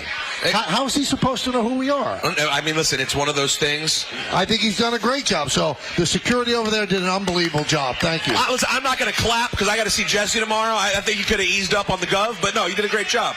But then we warmed him up, and 2 seconds later, he seemed to forget about it. It's like an old car. Yeah, you just got to rev him up a little bit. So when does the NBC thing happen? 8 o'clock tomorrow? 8 o'clock tomorrow. Is this the first time you're on network television? Yeah. Yes, I'm very excited to be a part of the show. How much will I end up on the show? That remains to be seen because it's all a matter of how much they end up doing backstage. They may end up not doing anything backstage, and I'll end up just doing tons of stuff on the WWE social.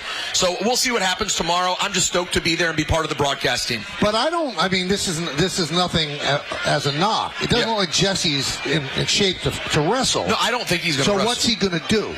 Him and Joe Tessitore, I believe, are going to do hits together where they talk about the card, make predictions, things of that nature. You know what I think he's going to do? I think he's going to get paid to go up there and be Jesse the Body Ventura. That's it. Those are the best gigs. I think that. And by the way, though, he did sounded great when he started. He sounded clear, and he's really still there. How old is he? He's 73. He thought he sounded great when he started talking trash about Cody Rhodes and Dusty Rhodes. It made me happy to think, all right, they're not going to just because he's an old guy make him a good guy when he comes back. So he was a bad guy when he wrestled. Always was a bad guy, and to hear him start bad-mouthing Cody Rhodes, who's the most beloved good guy, I was like, okay, this is the Jesse I want. Well, it was good for him to come by. Very nice. It turned out fun. That's a long trip for him. From Minnesota. Yeah. Yeah, no, I appreciate that. We had a lot of special guests today. The Billy Crystal surprise was nice. That was very nice. Got a nice text from Dave Rothenberg just now. All of the people that we work with. And by the way, Alex Rodriguez texted. Yeah. I got to say, too, I don't know what the future is going to be with Yes and the radio station.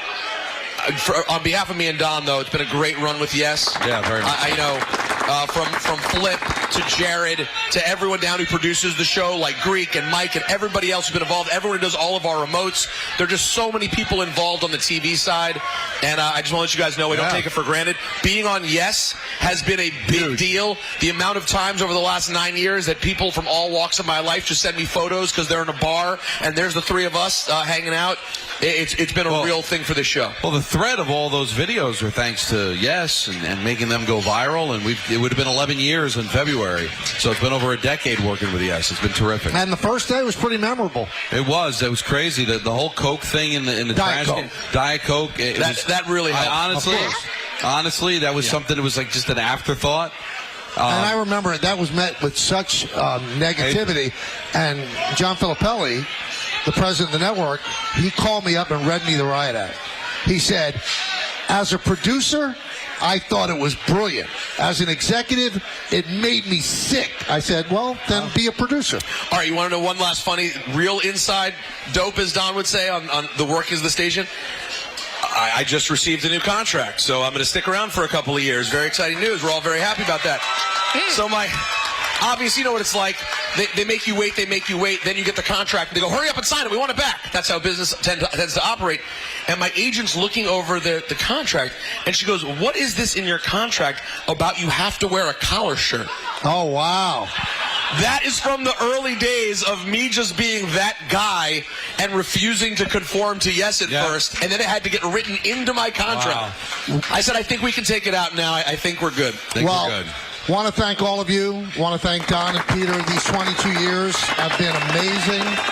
It's been so much fun. And, I love Peter, but as I said, I'll channel Dorothy when she talks to the Scarecrow, and she said, I'm going to miss you the most. So Don and I have been through a lot, and we've come out on the other side okay. So thank you so much for listening. It means the world to us. Thank you so much for watching on Yes. This has been the honor of my life for you to let us into your car, let us into your home on TV. And for the final time, in the words of Billy Joel, life is a series of hellos and goodbyes. I'm afraid it's time for goodbye again. See you, everybody. See you, everyone.